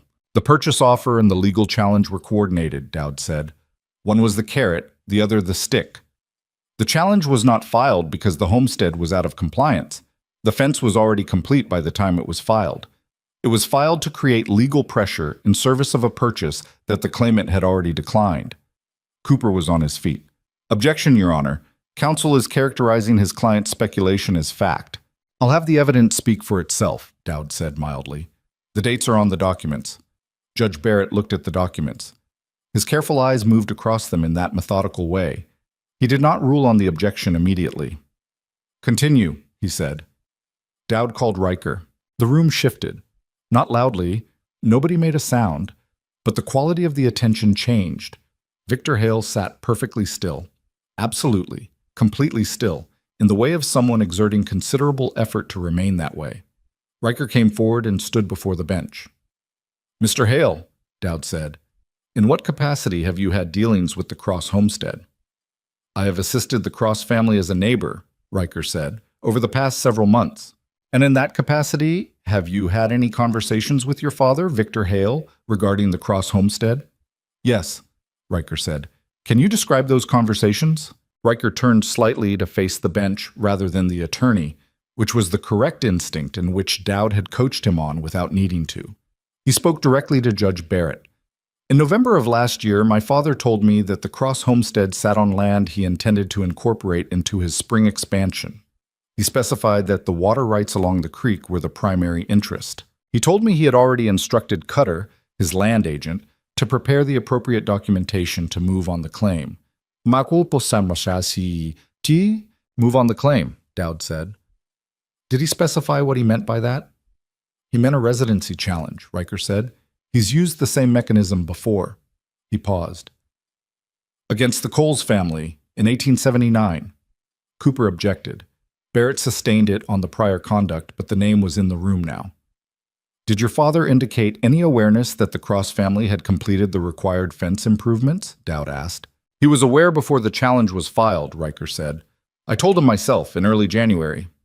A very small sound went through the gallery, quickly suppressed. And his response? Dowd said. He said the filing would proceed regardless, Riker said, that the fence could be argued as incomplete at the time of the original inspection, which was technically true, and that his land office contact would file accordingly. Thank you, Dowd said. He sat down. Cooper stood for cross-examination. He was very controlled, very precise, the way good attorneys are when they're managing something unexpected. Mr. Hale, he said, you stand to lose a considerable inheritance if your father rules against your continued participation in estate matters. Is that correct? I don't know yet, Riker said, but it's possible. Yes. So you have a direct financial interest in the outcome of this hearing? No, Riker said. If the homestead is preserved, I don't gain financially. I'm not a party to the claim. You gain by opposing your father, Cooper said. I gain nothing by opposing my father, Riker said. The calm in his voice was something Abigail heard from across the room, a real calm, not a performed one. I lose things. I'm here because what I've said is true, and because I believe a court of law is the appropriate place for truth to be said. Cooper looked at him for a moment with the look of a man recalculating. Then he sat. Dowd called Earl Dunn. Earl Dunn was brief, direct, and wholly unimpressed by courtrooms. He answered exactly what he was asked and nothing else, which was exactly right. He confirmed the fence completion date. He confirmed that he'd witnessed the work. Cooper didn't cross-examine. Dowd sat down. Your Honor, he said, the homestead claim is complete and legally compliant. The challenge was filed in bad faith after the alleged deficiency was already resolved, for the purpose of creating legal pressure on a family who had declined a purchase offer. The water rights filed under Section 14, subsection B are valid, documented, and attached to a claim that meets all statutory requirements. He paused. We ask the court to dismiss the challenge. Judge Barrett looked at the documents on his bench. He looked at the gallery, at 21 people sitting quietly in rows, people with land claims and signed letters, and the particular kind of patience that came from having spent a long time building things in difficult conditions. He looked at Victor Hale in the front row, and then at Riker sitting in the second row behind the Cross family, and then at Abigail. She sat straight. She met his eyes and held them. I'll hear closing from Mr. Cooper, Barrett said. Cooper stood. He argued the technical record. The shortfall existed at the time of the inspection. The filing was procedurally valid. The court's role was to apply the statute as written. He did not mention Riker's testimony or the letter or the dates. He relied on the narrow technical argument with the professionalism of someone who'd decided that was his best ground. He was right that it was his best ground. It was not good enough ground. When Cooper finished, there was a silence in the room that had a different texture than the silences before. Judge Barrett looked at his documents for a long time. He was not a dramatic man. He didn't deliberate out loud. He sat with whatever was in his mind, and the room sat with him. Then he said, "The challenge is dismissed." 4 words, flat and direct, and without ceremony. The gallery exhaled as one. Not a cheer. These were not people who cheered in courtrooms, but a collective release, the sound of held breath becoming regular breath. Abigail sat very still. The cross-homestead claim, Barrett continued, is affirmed under the original filing with all attached rights, including the Section 14 water rights, effective immediately. The claim is certified as complete as of January 14th of this year. He looked up. Mr. Cooper, you'll note the ruling for your client's record. We're adjourned. He stood. The room stood. Victor Hale did not look at his son. He gathered his coat with the precise movements of a man controlling a considerable amount of something he was not going to let show, and he walked out with Cooper and his associates without speaking to anyone. Cutter followed. His face was careful and empty. Riker stood up from the second row and looked at Abigail. She was still sitting. She hadn't moved yet. Not because she was stunned, exactly, but because her body needed a moment to process the fact that the thing she'd been bracing for had not happened, that the floor had held, that the thing she'd built with 14 days of frozen ground labor and her neighbor's signatures and a borrowed attorney and a man who was nothing like his father had held under the weight of everything pressed against it. Thomas beside her said nothing. He was crying, which she suspected he would be furious about later, but which was right, which was exactly appropriate for a 14-year-old who had worked in brutal cold and watched riders on the ridge and been afraid for months without an acceptable outlet for it. Nell had Benny's hand. Benny was looking around the room with the bright attention of a child trying to understand what had just happened and why the adults seemed different. "Did we win?" Benny said. "Yes," Nell said. Quiet. "Sure." Ray Fenwick came and put his hand briefly on Abigail's shoulder. One firm press, no words, and then moved off toward the door. That was Ray. That was enough from Ray. Earl Dunn shook her hand formally, which made her want to smile. Martin Murchison said something about the water rights and the spring planting that she barely tracked, but which conveyed a satisfaction that didn't require words. And then it was just Riker, standing at the end of the cleared bench, and Abigail getting to her feet. She walked toward him and stopped a foot away, and looked at him, and for a moment neither of them said anything because neither of them needed to. "Your father," she said finally. "I know," he said. "He's going to—" "I know," he said again, steadier. "That's for later. Today is for today." She looked at him for another moment. The courtroom was nearly empty now, the sound of boots receding on the stone floor outside, winter light coming thin and gray through the high windows. "Thank you," she said. "Not for today specifically, for all of it." He looked at her in the way he had that was different from how most people looked at you, like he was actually seeing you rather than the version of you it was convenient to see. "Don't thank me yet," he said. "We've won the hearing. That's not the same as finishing." He was right. She knew he was right. Victor Hale did not lose things in courtrooms and simply stop, but she let herself have the moment anyway, because moments like this were not common enough to waste by thinking too far ahead. The ruling was on the record. The land was theirs. That was real, and it was today, and today was enough for now. She picked up her coat from the chair and walked toward the door where her family was waiting, and Riker fell into step beside her, and they walked out into the cold Montana light together. The celebration, such as it was, lasted approximately one evening. They ate well that night. Ray Fenwick had brought a haunch of venison without announcement or explanation, setting it on the table when they got back to the homestead with the manner of a man completing a transaction and expecting no comment on it. Cecilia Dunn appeared an hour later with bread and a jar of preserved apple that she set down and then immediately began helping Nell cut, because Cecilia Dunn expressed herself through the logistics of feeding people, and this was not the moment to interrupt that. Martin Murchison stayed for supper and ate 2 plates and talked about the spring planting with Earl Dunn in the specific way of men who had just done something significant together and needed to return to ordinary conversation before the significance became uncomfortable. Abigail let it happen around her. She sat at the end of the table and ate and listened and let Benny fall asleep against her arm, which he did somewhere between the bread and the apple, and she did not think about what came next. She had given herself that one evening as a deliberate decision. The way you set down a heavy thing for just a moment, knowing you'll pick it back up, but needing the floor under your feet without it for a little while. Riker sat across from her and said almost nothing all evening. He ate. He answered Thomas's questions about horses. He watched Abigail with the careful attention she'd come to expect from him, But he didn't press anything, didn't try to start the conversation they both knew was waiting. He understood the value of the evening better than anyone else in the room, possibly because he was the only one who knew exactly how heavy the thing was that they'd be picking back up tomorrow. He left before dark. She walked out with him to his horse. "Your father," she said. She'd been saying it as a starting point for days, and then stopping, and tonight she made herself continue. "What does he do now?" Riker checked the girth on his saddle with his back to her for a moment. Then he turned. "He doesn't appeal the ruling. There's no grounds for it, and Cooper knows it. What he does is find another angle." He paused. "He's been building leverage files on people for 20 years, as I told you. He'll look for something in your parents' financial history, something in the claim that can be challenged through a different channel." Dowd said the water rights are solid. "They are," Riker said. "But there's more than one way to make someone's life difficult enough that they leave." She understood what he wasn't quite saying. "He'll make the land worthless to us," she said, "even if he can't take it legally. He can apply for a diversion permit on the creek upstream," Riker said. "It's within his territorial rights as a landowner.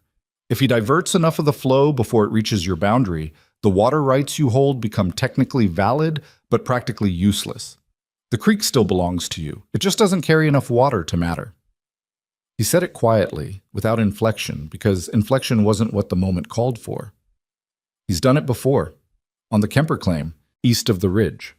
They held their land for 2 years after he got the diversion permit, then sold for a quarter of what it was worth when the cattle couldn't graze the dry pasture. Abigail stood in the cold with the sound of voices from inside the cabin behind her and looked at Riker and felt the weight of what he was telling her settle into place with the specific heaviness of a problem that had no clean solution. "Can the permit be contested?" she said. "Yes," Riker said. "It can be contested. It takes time and money, and while you're contesting it, the creek runs low." He looked at her directly. "I'm telling you this because I think you need to know what's likely coming. Not to frighten you, because I've watched you handle things better when you can see them clearly." "I appreciate that," she said. And she meant it, even though what she appreciated was the kind of information that made your chest feel tight. "There's something else," he said. He'd been holding this one, she could tell. There was a particular quality to how he'd been carrying himself all evening that she'd read as restraint. "Tell me," she said. "He called me to the house this afternoon," Riker said. "While you were riding back. He sent a man to meet me on the road." He stopped. "He offered me a choice. I take over management of the spring expansion, the full operation, not just advice, actual authority. And I sever any connection to this homestead and to you. Or he transfers the estate management to his cousin in Billings, and I get the western grazing allotments and nothing else." "Boaki." He paused. "The western allotments are 8,000 acres of marginal land that produce about a third of what the main operation does. They're survivable, but not much more." Abigail looked at him. The cold was absolute around them, the kind that turned breath to vapor instantly. "What did you tell him?" she said. "I told him I needed until the end of the week," he said, which is not the answer he wanted, but it's the one I gave. "Why do you need until the end of the week?" He looked at her with that steady look. "Because the answer to his offer depends on something I don't know yet," he said, "and I'd rather know it before I answer him." She held his gaze for a moment. There was something in what he was saying that was larger than its surface, and she understood it. And she understood that this was not the moment to either pretend she didn't or to step into it without thinking. "Come back Thursday," she said. "We'll talk." He nodded. He mounted up, and she went back inside. Tuesday and Wednesday she spent thinking about the diversion permit and talking to Dowd, who confirmed everything Riker had said with the flat honesty that was his particular form of respect. Yes, a diversion permit was within Victor Hale's territorial rights. Yes, it could be contested on grounds of downstream impact. No, the contest would not be quick. "How long?" she asked. 8 months to a year if we move promptly," Dowd said. They were in his Caldwell office, a small room above the dry goods store that smelled like paper and cold pipe tobacco. And that assumes no procedural delays on his end, which is not a safe assumption when Alderman Cooper is managing the filings. "So a year," Abigail said. "A year of low water." "Potentially," Dowd said. "The creek's natural flow at this time of year is substantial. Even a significant diversion wouldn't eliminate it, but in dry summer months, he stopped. He didn't finish because she'd clearly already run the calculation. The cattle need reliable water in July and August, she said. If the flow drops below a certain level in those months, I can't run cattle on the south pasture, which means I can't expand the herd this spring, which means we're living exactly as we're living now for another year at least, without the income a larger herd would bring. That's the mechanism, Dowd said. He folded his hands on the desk. Miss Cross, I want to ask you something directly. All right, she said. Is there any possibility of an arrangement with the Hale estate that resolves the water issue without litigation? She looked at him. You mean selling? I mean any arrangement, he said carefully. A shared use agreement, an easement trade, something that removes the incentive for the diversion without requiring you to give up the claim. She sat with that for a moment. Victor Hale doesn't make shared use agreements, she said. He makes acquisitions. No, Dowd said. Victor Hale doesn't. But circumstances change what people are willing to negotiate. He paused. I understand his son has been involved in your defense. Yes, she said. Dowd looked at her with the look of a man who had handled enough disputes to understand when the human elements were more complicated than the legal ones. I ask because I want to understand the full picture, he said. Not because it changes my approach to the legal contest, but because if there is a possible resolution that doesn't require a year of litigation and a summer of uncertain water, I'd rather not miss it by not asking. She rode back to the homestead thinking about that for the full 30 miles. Riker came Thursday, as she'd asked. He came in the morning, which she hadn't specified but which was right, because the children were occupied, Thomas mending harness with the methodical attention he'd begun to bring to physical tasks, Nell doing the week's mending, Benny ostensibly helping Nell, and actually mostly watching. And Abigail had made coffee and was sitting at the table when he knocked. He came in and sat down, and they both wrapped their hands around their cups, and there was a silence that was not uncomfortable, but that had weight. The diversion permit, she said first. How soon can he file for it? He may have already filed, Riker said. He was in Caldwell Tuesday. She nodded. She'd half expected that. Dowd says 8 months to a year to contest. That's probably right. And the summer water. Depends on how much he diverts and how dry the season is, Riker said. It may not be as bad as the worst case. It also may be exactly as bad as the worst case. She set her cup down. I talked to Dowd about a negotiated resolution, she said. A shared use agreement or an easement trade. He thought it was worth asking about. Riker's expression shifted slightly. Not surprise exactly, but something adjacent to it. My father doesn't negotiate shared use. I know, she said. That's what I told Dowd. She looked at him steadily. But you asked your father for a week to answer his offer. Yes, he said. And you told me the answer to that offer depends on something you don't know yet. Yes, he said again. She'd been sitting with this for 2 days. Not the practical question. The practical question was clear enough. The creek and the cattle and the summer water and the year of contested permits. The other question, the one underneath. What is it that you don't know? She said, quietly, direct. Riker looked at his coffee cup for a moment. Then he looked at her. Whether you want me here, he said. Past all of this. After the legal situation resolves one way or another. He said it plainly, the way he said the things that cost him something.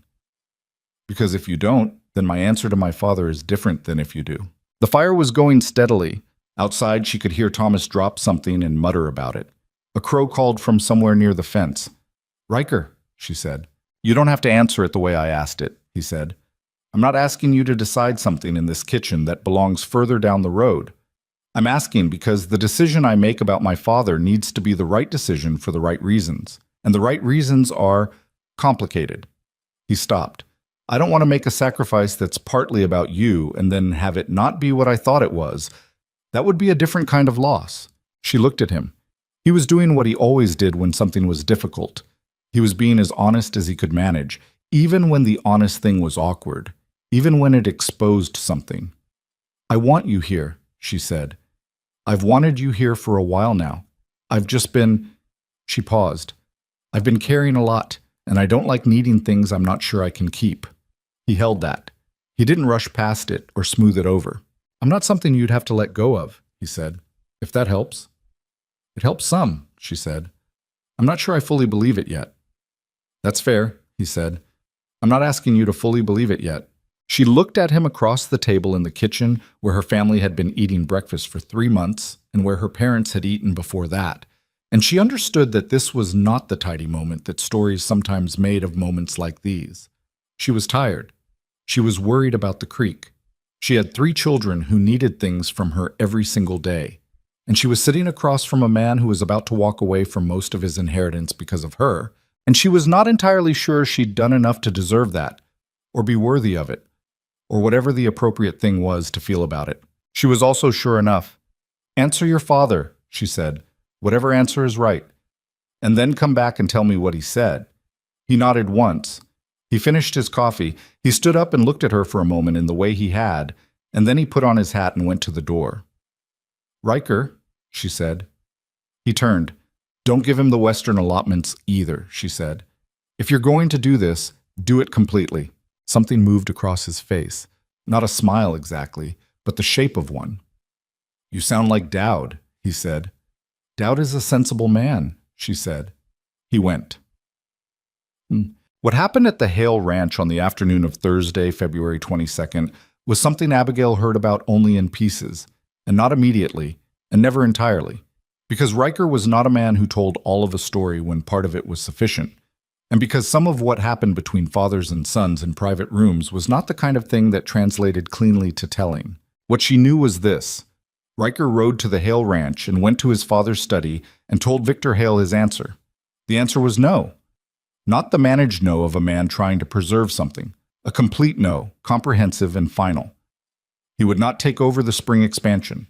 He would not sever his connection to the Cross homestead. He would not, as his father apparently suggested in that conversation, reconsider. Victor Hale disinherited him the same afternoon. The document was drawn up by his private attorney, not Cooper, a different man, and signed before supper. Riker rode back to the Cross homestead as it was getting dark and told her in the lean-to while she was checking on the horse, because that was where she happened to be when he arrived, and neither of them moved inside for the duration of the conversation. "It's done," he said. She looked at him. "The inheritance?" "Yes." "The ranch?" "The main operation?" "Yes," he said. "The Western allotments. Those are legally mine from my mother's estate, structured separately. He can't touch those." He paused. 8,000 acres of marginal land, some cattle, a small crew that I've kept on personally for the past 2 years. They're loyal to me, not to the operation." "Is that enough to work with?" she said. He looked at her steadily. "It's enough to start with," he said. "Which is what you said was enough." She stood in the lean-to with the horse warm behind her and the cold coming in through the gap in the boards, and looked at this man who had just walked away from one of the largest cattle empires in the territory. And she tried to find the words for what she felt, and she couldn't find them, so she didn't try. "Come inside," she said. "You look cold." He looked briefly, precisely, like a man who had been holding himself together for a difficult afternoon and who was not entirely sure he was going to manage the transition to a warm kitchen without something showing. "I'm fine," he said. "Come inside anyway," she said. Nell made soup. He came inside. The diversion permit was filed the following Monday. Dowd confirmed it by letter on Wednesday. The filing was, as Riker had predicted, processed rapidly. Hale's connections in the Territorial Land Office moved quickly when the situation called for it. The permit would take effect in 30 days unless contested. Dowd filed the contest on Thursday. The 30 days was its own particular kind of difficulty, not because anything dramatic happened in those 30 days. Nothing did. Victor Hale did not send riders to the fence line again. There were no more letters with handwritten notes. The challenge had been dismissed, and the diversion permit was now in legal contest, and there was nothing for either side to do but wait for the machinery of territorial law to work at its own pace, which was the pace of a cold glacier, deliberate and indifferent. The difficulty was the uncertainty. Abigail was practical enough to understand that uncertainty was not the same as disaster, but she also understood that the spring planting decisions she needed to make now depended on whether the creek would run reliably in July and August, and she couldn't know that yet. She planted conservatively. She ran the cattle count at the number she could support without the south pasture water in a dry summer, which was lower than she'd wanted and lower than the claim could profitably sustain. It grated. She said so to Riker one evening when he was over for supper. He came most evenings now, which had become unremarkable enough that Benny no longer announced it, and Thomas had started including him in the meal count without being asked. "I have good land," she said. "I have water rights. I won them in a territorial court. And I'm planting half of what I could plant because I can't trust that the water I legally own will actually be there." "I know," Riker said. "That's not—" she started. Stopped. "It's not right," he said. "It isn't. The legal system worked the way it was supposed to in February, and now it's moving the way it moves, which is slowly. Both things are true." "It's not enough," she said. "No," he said. "It's not enough yet." Thomas looked up from his plate. "What happens if we lose the contest?" he said. "Thomas?" Abigail said. "It's a reasonable question," Thomas said, with the 14-year-old's particular gift for saying things that were entirely correct while being entirely inconvenient. "If we lose the contest," Riker said calmly, "we file for a downstream impact assessment. It's a separate process under a different section of the Territorial Water Code. Dowd and I have already talked about it. It adds time, but it adds another layer of protection." Thomas looked at him. "You and Dowd are planning for if we lose." "I plan for everything," Riker said. "It doesn't mean I expect to lose." Thomas thought about that. Then he went back to eating. It was as close to satisfied as Thomas got on difficult subjects. Heechit. April came and the ground thawed and the creek ran full and cold with snowmelt, which was irrelevant to the question of July, but which was beautiful anyway. In the way that water running free is always beautiful in a place where water is not guaranteed. Riker moved his operation, such as it was, the 8,000 marginal acres and the small crew and the cattle that were legally his from his mother's estate, to the western boundary, which put him 4 miles further from the Cross homestead than the Hale Main Ranch, but still considerably closer than town. He set up in a modest way in the small house on the western property that had been used for crew housing and was solid if not comfortable. He didn't complain about it. She'd expected him not to, but she'd watched for it anyway, for some sign of resentment, some moment when the reality of what he'd given up became more than he'd calculated. She watched for 3 weeks and didn't find it. What she found instead was a man who worked hard and slept well and seemed, in some specific way she couldn't name precisely, relieved. She asked him about it one afternoon in early April when they were riding the fence line. She'd made it a habit to ride the full perimeter every 2 weeks, partly practical and partly because the riding helped her think. "You seem different," she said. He glanced at her. "Different how?" "Less pressured," she said, "than when I first knew you." He was quiet for a moment, watching the fence line. "When my mother died," he said, "my father decided the way to handle grief was to work, to build, to make the operation larger and more powerful as a response to the fact that something had been taken. I grew up in that. I understood it as the correct response to loss for a long time." He paused. "But building something that large out of grief and maintaining it and protecting it, that has its own weight. I've been carrying that weight since I was 9 years old." "And now," she said. "Now I'm building something smaller," he said, "for different reasons." He looked at her sideways. "It's lighter." She held that. The horses moved along the fence, steady and unhurried. The spring air was cold but not cruel, the particular cold of a season changing that had given it. "You're going to be all right," she said, "with the Western operation." "Yes," he said. "It'll take time, but yes." "And you don't regret it?" "No," he said. Then, with the honesty she'd come to expect, "Ask me again in a dry July when the creek is low, and I'll give you the same answer, but it might be harder to say." She almost smiled. "That's fair," she said. They rode the rest of the line in a comfortable quiet, which was the kind of quiet she'd never quite had with another person before, the kind where the silence didn't need filling. What? The creek ran low in July, not catastrophically, not the disaster it might have been if the season had been truly dry, But the diversion permit had taken effect at the end of April, while the contest ground through its process, and by midsummer the flow into the south pasture was measurably reduced. Not enough to kill the cattle, not enough to destroy the grazing, enough to confirm that Victor Hale's calculation had been correct, and that Abigail's conservative spring planting had been the right call. She made it work. It was not pleasant, and it was not comfortable, and there were 2 weeks in August when she moved the south pasture cattle to the north boundary and ran them on Riker's western land by agreement, which was an arrangement that offended her practical independence, but that she accepted because it was the right solution. Riker didn't make anything of it. He managed the water on his end, shared the grazing without calculation, and did not once mention that his land was helping carry hers through the summer, which was its own form of respect. The impact assessment was filed in June. Dowd managed it with the methodical patience that was his greatest quality. Victor Hale's attorneys responded promptly and well. The machinery turned. And then, in September, something shifted. It shifted not through the courts, but through the territory. Through the long chain of conversations that happened in places like the Caldwell dry goods store and the Fenwick brothers' fence line and the Dunn family table. Conversations about what Victor Hale had tried to do, about the February hearing and the ruling and the diversion permit and the pattern of it. About the Coles family, whose name had been in the courtroom, and the Kemper claim that had dried out and been sold. Ray Fenwick told Martin Murchison. Martin Murchison told his neighbors in the valley, the ones Abigail hadn't met before the hearing. The valley neighbors told the men they dealt with at the Caldwell Bank and the Territorial Assay Office.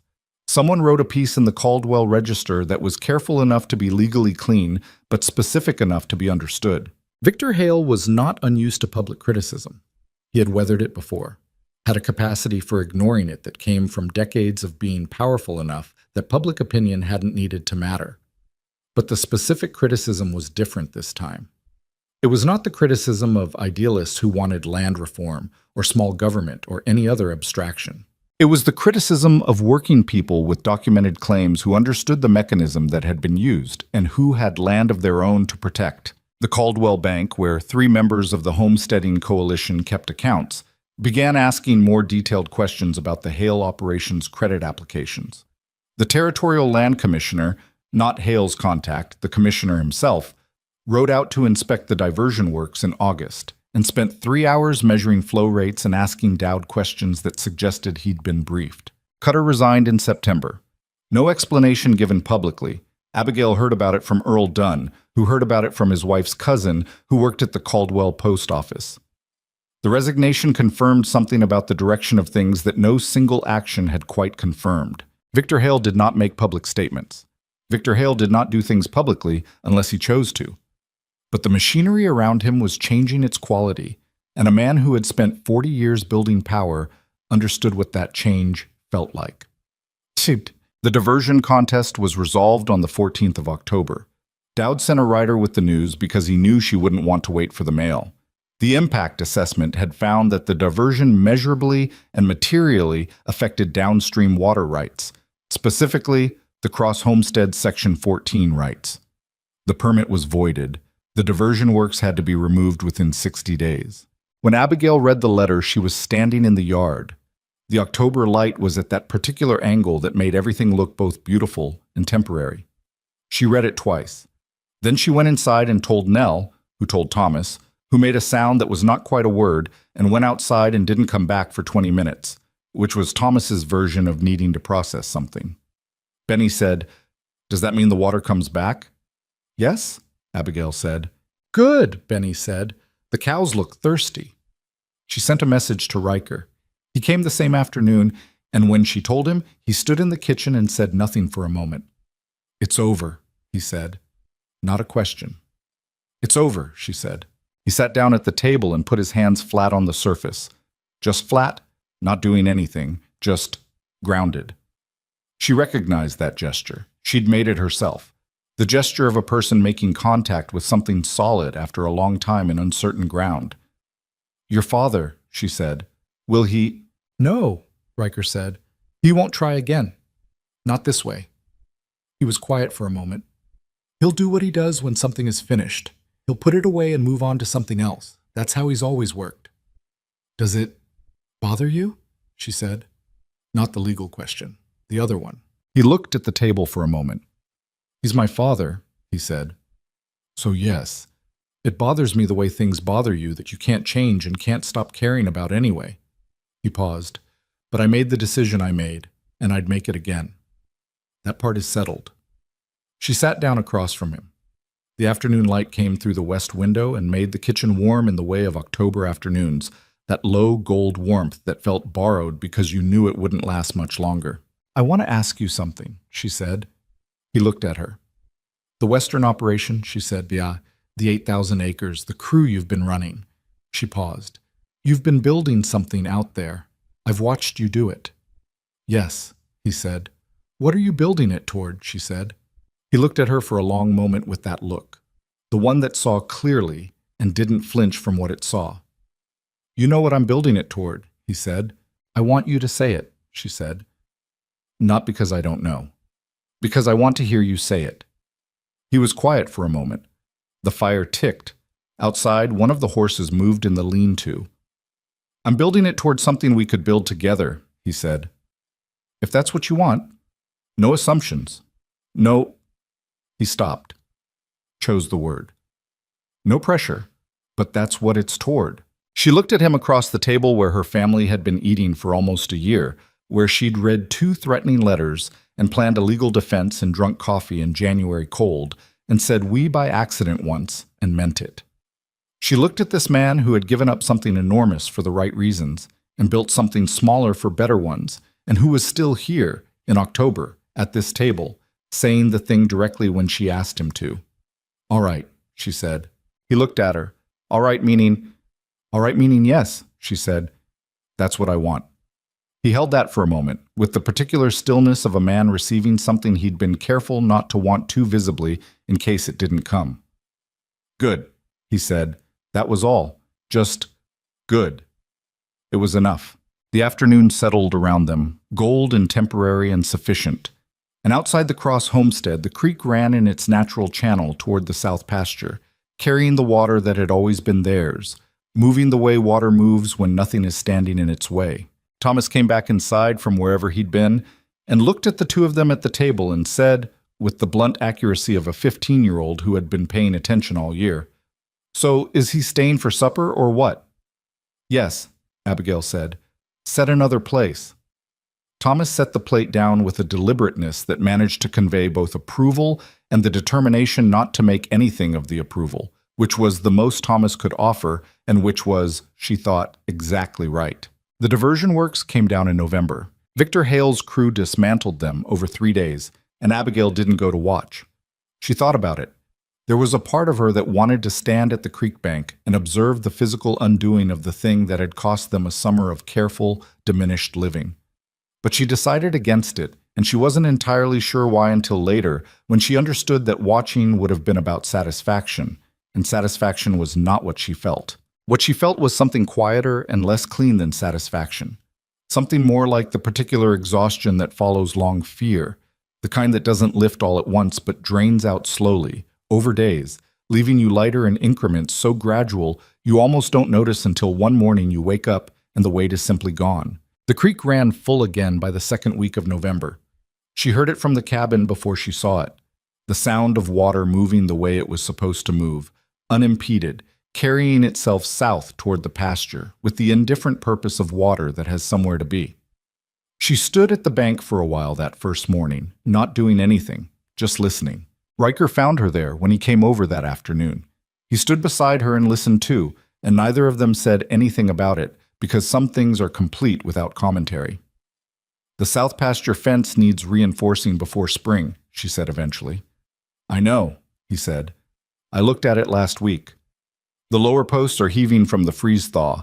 If we don't reset them before the hard frost comes—" "Abigail," he said. She looked at him. "The fence will get done," he said. "Let the creek run for 5 minutes without making it into a task." She looked back at the water. He was right. She knew he was right. The problem was that managing forward, turning every resolved thing immediately into the next unresolved thing, had been the mechanism that kept her functional for the better part of a year, and it was not a habit that dissolved easily just because the crisis was over. 5 minutes, she said. He stood with her for longer than 5 minutes. Neither of them counted. They married in the spring, not elaborately. There was no elaborateness available, and neither of them wanted it. What they wanted was the thing itself, not the performance of the thing. Ray Fenwick and his brothers came. The Dunns came. Dowd came and stood in the back and looked quietly satisfied in the way of a man who understood that he'd been involved in more than a land dispute. Benny sat in the front and kicked his feet because the chair was too tall for him, and he hadn't outgrown the habit of fidgeting during formal occasions. The ceremony was short because short suited them. Abigail wore her mother's dress, altered to fit, which fit imperfectly in two places, and which she wore anyway because imperfect in present was worth more than perfect in absent. Riker wore a dark coat that was not new, but was well kept, and he stood at the front of the room with the stillness he always had when something mattered. And when she came up beside him, he looked at her with that look. The particular one she'd been seeing for months. The one that saw her clearly and didn't want her different. She looked back at him the same way. It was not a moment without nervousness. She was nervous, in the specific way of someone undertaking something real and permanent rather than theoretical and reversible. But the nervousness didn't override anything else. It just coexisted with everything else, which was how real things tended to work. Thomas walked her in. He'd grown another inch over the winter, and the pressed shirt fit him properly now, and he did it with a seriousness that he would have been embarrassed about if anyone had mentioned it, so no one did. He put her hand in Riker's and stepped back and stood straight, and Abigail understood in that moment something about what the past year had built in him, not the loss of childhood, which was too simple a description, but the specific kind of competence that comes from being trusted with real weight at a formative age. He was not a boy anymore. He was not yet fully a man. He was something in between that was actually better than either, and she was proud of him in a way that she'd tell him some other day. Not this one, because this one had enough in it already. The two operations, the Cross Homestead and Riker's Western Acres, were formally combined in the summer that followed under a single management arrangement that took Dowd 3 weeks to structure correctly, and that Abigail read 3 times before signing, because she had learned the permanent lesson of what it meant to sign something you hadn't read. It was not seamless. Nothing about joining 2 separate operations into one is seamless, because each has its own rhythms and systems, and the people running them have habits that don't automatically harmonize. Riker's crew were loyal to him and initially uncertain about Abigail, which she addressed not by explaining herself but by working alongside them at the fence line and in the pasture until the uncertainty resolved itself through observation. That took about 3 weeks. After 3 weeks, there were no more sideways looks. Abigail had to learn things she didn't know. There were aspects of the larger operation, the cattle count management, the grazing rotation across a bigger land base, the logistics of moving stock between the homestead and the Western Acres, that she hadn't managed at that scale before. She didn't pretend to know things she didn't, which was harder than it sounds, because she'd spent a year being the person who had to know everything, or at least appear to. Learning, after a year of that, required a kind of deliberate humility that didn't come naturally. Riker had to learn things too. He'd run a large operation, but had always had the resources to solve problems with money or personnel. The Cross Homestead ran leaner than that, and some of the solutions he instinctively reached for weren't available, which required him to think differently. There were evenings in that first combined summer when they sat at the kitchen table with the ledger between them and disagreed about something, and those disagreements were not comfortable, and they didn't always resolve cleanly, and sometimes one of them went to bed still partly wrong about something and had to accept that and sleep anyway. That, she thought later, was the actual substance of building something with another person. Not the ceremony, not the resolved moments. The ledger at the kitchen table on a Tuesday night when you're both tired and neither of you is entirely right and you have to find the workable answer anyway. They found it mostly. Not always quickly, not always without friction, but they found it. 1. The children grew. This sounds simple, and it is not simple. It is the most complicated thing that happens in a family, the growing, because it changes the shape of every relationship in increments that are too gradual to see until you see them suddenly and all at once. Benny turned 10 that fall and lost the roundness of childhood in his face and started to look like someone who might eventually become a specific kind of person, though it was still too early to know which kind. He helped with the cattle in the mornings before school. The Caldwell school teacher had begun a circuit that reached the Homestead families twice a week, which was not adequate but was considerably better than nothing.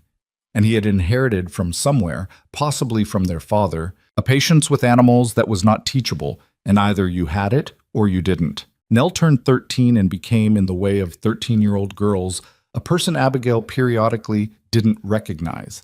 Not in any alarming sense. She was still Nell, still careful and observant and possessed of the particular directness she'd had since she was 9 years old.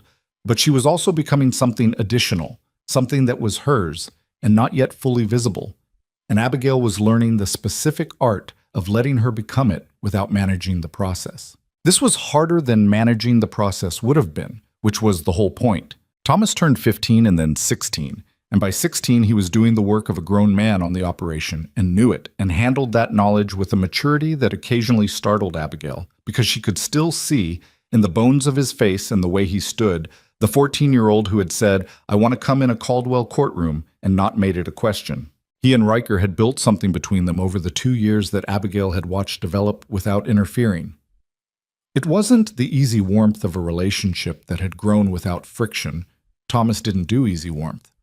But it was real, grounded in the shared work of the operation and in the specific respect that develops between people who have worked hard in difficult conditions and watched each other do it honestly. One afternoon in the second summer, she overheard them at the fence line. Thomas asking Riker something about the Western Pasture's carrying capacity, Riker answering in the detailed technical way he had, and then Thomas pushing back on something in the answer, and Riker adjusting, and the conversation finding its way to something better than either of them had started with. She went back inside without making her presence known. Some things you witness and leave alone. Victor Hale came in the third year, not with lawyers, not with a letter through Cutter. Cutter was gone, managing something in Billings now, and the new land agent Victor had hired was a younger man who, by all accounts, was more cautious about his work. Victor came himself on a gray morning in early October and tied his horse at the gate and walked up to the porch. Abigail saw him from the kitchen window.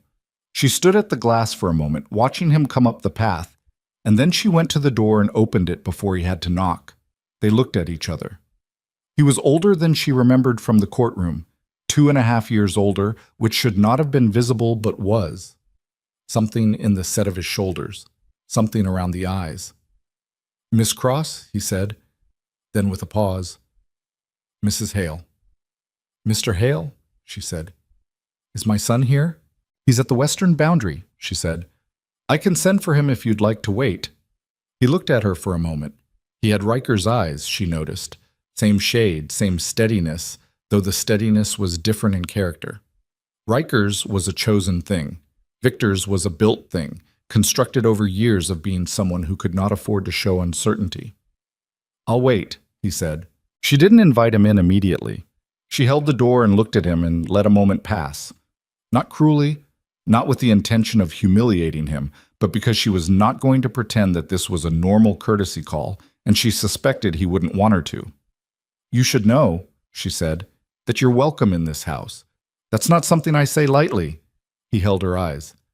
"I know it isn't," he said. She opened the door wider and he came in. She made coffee. He sat at the table, the same table where she'd read his threatening letters, where she'd planned the legal defense with Dowd and Riker, where Thomas had set a plate down with pointed deliberateness and called it hospitality. Victor Hale sat at this table and looked at the kitchen of a homestead that was smaller than some of his outbuildings, and he did not look contemptuous of it, which she took note of. They waited in a silence that was not comfortable but was honest. Riker came in 20 minutes later. He stopped in the doorway when he saw his father, and the two of them looked at each other across the kitchen, and Abigail saw everything that was between them in that look. The years, the inheritance, the courtroom, the disinheritance document, all of it, compressed into the few seconds before either of them spoke. "Father," Riker said. "Riker," Victor said. Riker came in and sat down. He looked at Abigail briefly, checking, she understood, not for permission but to see how she was. And she gave him nothing alarming, because she wasn't alarmed. She was watchful. There was a difference. "I'm not here to negotiate anything," Victor said. He said it plainly, which she respected. "I want to be clear about that before we say anything else." "All right," Riker said. Victor turned his coffee cup in his hands. For a man who projected such absolute authority, the gesture was strangely ordinary. "What I did," he said, and stopped. He had the look of someone who had been preparing something and finding, now that the moment was here, that preparation didn't cover the actual difficulty of the thing. "What I did to this family was wrong. The methods were legal. They were wrong." Silence. Abigail looked at the table, not because she couldn't look at him, but because she was thinking about what he'd said, and she needed a moment with it. "The Cole family," Riker said. His voice was careful. "And the Kempers." Victor was quiet. "Yes," he said finally. "Them too." "Can you fix what happened to them?" Riker said. "The Coles are in Miles City," Victor said. "I've located them. I intend to make a fair offer for their resettlement if they choose to return." He paused. "The Kemper land was sold twice over. It's more complicated, but I intend to address it." Riker looked at his father for a long time. Abigail watched both of them. The father trying to hold the posture of a man making restitution without quite knowing how, and the son trying to assess whether what he was seeing was real. "Why?" Riker said. Victor looked at him. "Because I'm old enough now," he said, "to understand that some things don't improve with time. They just sit there." He stopped. "And because I have no one to leave any of it to, and that clarifies things considerably." It was not a complete answer. It didn't cover everything. Didn't cover the years of building an empire on the principle that legality and rightness were the same thing. Didn't cover the specific damage done to specific people. Didn't cover the coldness of those two words on the bottom of a letter. Abigail knew it wasn't a complete answer, and so did Riker, but it was a real one. She could tell the difference. "I don't know what reconciliation looks like," Riker said, "between us. I want to be honest about that." "I know," Victor said. "I'm not asking you to know yet. I'm asking you to let it be a possibility." He paused. "That's all I'm asking." Riker looked at his father and then looked at Abigail. She said nothing. This was not her moment to navigate for him. He turned back to his father. "All right," he said, "it's a possibility." Victor nodded. He finished his coffee. He stood up and picked up his hat from the table. And he looked around the kitchen the way he had when he came in. Not with contempt, but with something else. Something she could only read as a man seeing what a different set of choices looked like. At the door he stopped.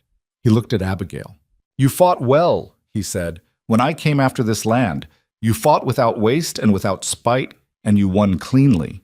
He paused. "I don't say that to compliment myself. I say it because it's true and because I didn't say it at the time." She looked at him. "I fought because I didn't have any other option," she said. "Not because I was exceptional." "That's what exceptional looks like most of the time," he said. He went. She and Riker stood in the kitchen and listened to his horse move away, and neither of them said anything for a while. Outside, the October light was doing what it did. That particular Montana gold that felt generous because you knew it was temporary. "Are you all right?" she said finally. "I don't know yet," Riker said. He said it honestly, the way he said difficult things. "Ask me in a week." "I'll ask you in a week," she said. He sat back down at the table. She sat across from him. They sat with the October quiet around them and the sound of the creek from the south and the ordinary sounds of the operation.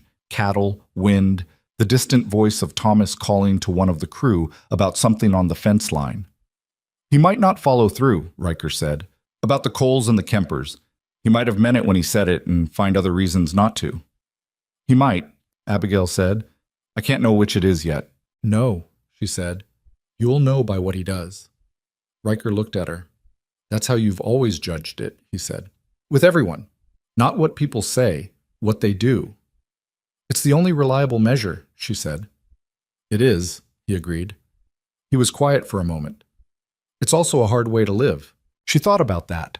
About a year of watching everything and trusting nothing until it was demonstrated, of keeping the judgment clean and the sentiment separate from the evidence. It had kept them alive. It had cost something, too. "Yes," she said. "It's hard, but the alternative is worse." He nodded. He reached across the table and put his hand over hers and left it there, which was a thing he did. Not dramatically, not with ceremony, just contact. Warmth against cold. presence against the particular loneliness that comes from carrying things for too long. She turned her hand and held his. The years that followed were not easy years. Montana in the 1880s did not offer easy years to anyone, and the Cross Hale operation was not exempt from the pressures that worked on everyone. A brutal winter in the fourth year that killed 11 cattle and forced a recount of everything they'd built. A dry summer in the fifth year that strained the creek again, though this time it was simply weather and not engineering, and weather you managed differently than malice. A dispute with a neighboring claim over a boundary marker that took 6 months to resolve through mediation, and left a residue of awkwardness that never entirely dissolved. Nell left for the Territorial Teachers College in Helena when she was 17, which was the right decision and which Abigail supported completely, and which still produced a specific hollow feeling in the homestead for the first 2 months after she was gone. She came back on breaks and wrote long letters in between, and she was becoming, Abigail could see, the kind of person who asked questions about the world and expected actual answers, and who would not be comfortable for very long in a small place. Thomas stayed. He stayed not because he lacked ambition or because the wider world hadn't occurred to him, but because the land had become his in the specific way that land becomes a person's when they fought for it at a formative age. By 18, he was managing a substantial portion of the Western operation under Riker's oversight, and by 20, he was managing it substantially on his own, and the oversight had shifted into something more like consultation. He was not his father. He had his mother's temperament in some ways, his father's stubbornness in others, and something entirely his own that Abigail recognized as the specific product of the year he'd spent being trusted with more than was comfortable for a boy his age. He became good, not effortlessly. The hardest workers never made it look effortless, which was part of how you recognized them. He became good through the same mechanism that everything valuable in that territory was built, by doing the work in all weather without waiting to be certain it would matter. Benny, in the end, surprised everyone, not by leaving and not by staying, but by becoming someone with the patience for both. He went east at 19 to study agriculture at a college in Ohio, came back 3 years later with a wife named Margaret, who was from Columbus, and initially bewildered by Montana, but who adapted with a directness that Abigail recognized and immediately liked. Benny came back with knowledge about soil management and cattle breeding that genuinely improved the operation, and he came back with the humility to apply it carefully rather than radically, which was the thing that made it useful. He had always been the easiest of them, and he remained the easiest of them, and that had its own value in a family that ran to difficult. Victor Hale did follow through on the Coles family. He located them in Miles City and made a fair offer, and the transaction was completed in the spring of the 4th year. Whether his offer to the Kemper situation resolved as cleanly was harder to determine. The land had changed hands twice, and the legal tangle was considerable. But he retained a lawyer to work through it, and the process moved slowly towards something that approached restitution, if not restoration. His relationship with Riker did not become what either of them might have wished. That was the honest truth of it, and Abigail watched it without flinching. Victor was too set in his patterns, and Riker was too defined by his departure from them, and the gap between those two things didn't close entirely, ever. But it narrowed. They learned a language, careful, limited, the language of men who have hurt each other and can't quite undo it, but can choose, repeatedly, not to compound it. Victor came to the homestead twice more over the years. He treated Abigail with a respect that was genuine, if not warm. He watched his grandchildren, and there were grandchildren eventually, 2 of them, Thomas's children, dark-haired and loud in the way that children with roots in a place tend to be. With an expression she could only describe as reckoning, as a man who understood what he'd nearly cost the world by trying to take a piece of land. It was not resolution exactly. It was something more complicated and more durable than resolution. It was 2 people, a father and a son, deciding that the alternative to some form of maintenance was worse than the maintenance itself, and holding to that decision imperfectly across years, which was all any difficult relationship was ever actually capable of. Abigail Cross Hale turned 30 in the 7th year on the homestead. Riker made her a cake, which he did badly because he was not a baker and knew it, and did it anyway, which she understood as the point. The children, Benny and Thomas and Nell, home for the occasion, teased him about the cake in the specific way that people tease when they're comfortable enough to, which told her something about what the years had built that was better than any tidy summary. They ate the bad cake and drank coffee, and Nell told a story about something that had happened at the school where she now taught in a small town an hour from Helena. And Thomas's wife held the baby on her hip and listened with the comfortable ease of someone who had learned this family's rhythms. And Benny said something that made everyone laugh, including Riker, and Abigail sat at the head of the table where her mother and her father had sat before her, and felt the weight of what the years had made. It was not a perfect life. She would have been suspicious of a perfect life. The land was always demanding something. The money was always tighter than she wanted. She and Riker disagreed about things, not destructively, but the way people who are both strong and both right about different parts of the same question disagree. With heat, and eventually with something more useful than heat. She missed her parents with an ache that didn't diminish so much as stabilize. It became something she carried as part of herself rather than something that interrupted her, which was the only way forward available to people who have lost things they cannot recover.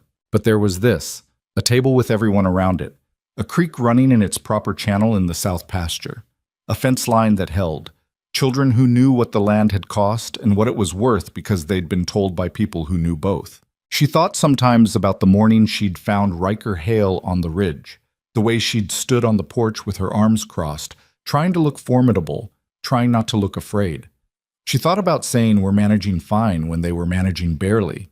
She thought about the particular pride of a person who had never needed to ask for help, and who suddenly, desperately needed it, and didn't know how to reach for it without losing something. She'd been wrong about what that reaching would cost.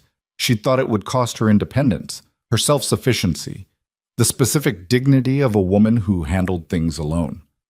What it had actually cost was something much smaller, just the illusion that handling things alone was always the right way to handle things. The reality, which she understood more clearly every year, was that the things worth building were almost always too large for one person to build alone, and knowing that was not weakness. Knowing that was the beginning of something. That was what the homestead had taught her in the end. Not resilience, though she'd needed resilience. Not courage, though there had been moments that required it. The deepest lesson was simpler and harder, that you could not protect the people you loved by becoming impenetrable. You protected them by remaining open enough to let help in when it came, by trusting the people who demonstrated trustworthiness, even when trust was expensive, by building things wide enough for others to stand inside with you. Victor Hale had built something enormous, and had kept it narrow. And it had cost him the things that mattered without his understanding, until very late, what those things were. She had built something smaller and had kept it wide, and she had lost things along the way. Her parents, her certainty, her assumption that hard work alone was sufficient armor against the world. And what remained after the losses was still enough, more than enough. It was a life that had the weight of a real thing, which was the only weight worth having. Outside, the Montana evening settled over the homestead. The creek ran south. The cattle were in for the night. The fence line stood along the ridge where 20 people had helped drive posts into frozen ground on a February morning that now felt both very close and very far away. Benny said something else, and everyone laughed again, and someone knocked over a coffee cup, and Thomas's child reached for the cake with both hands, and his mother caught the hands and redirected them with the effortless calm of a woman who had been doing exactly this for 18 months. Riker caught Abigail's eye across the table. She looked at him, this man she had not trusted and then built a life beside. This man who had given up the enormous thing for the right reasons and made something better with the smaller thing that remained. She looked at him and he looked at her, and the look said nothing complicated. It said, This is it. This is what we were building. She picked up her coffee cup. The evening held around them, imperfect and sufficient, and the land outside held too, standing the way good land stands when people have fought for it honestly, not as a prize or a possession, but as a home, as the ground beneath their feet, as the thing worth staying for year after year in all weather for as long as the work required, which was a long time, which was enough.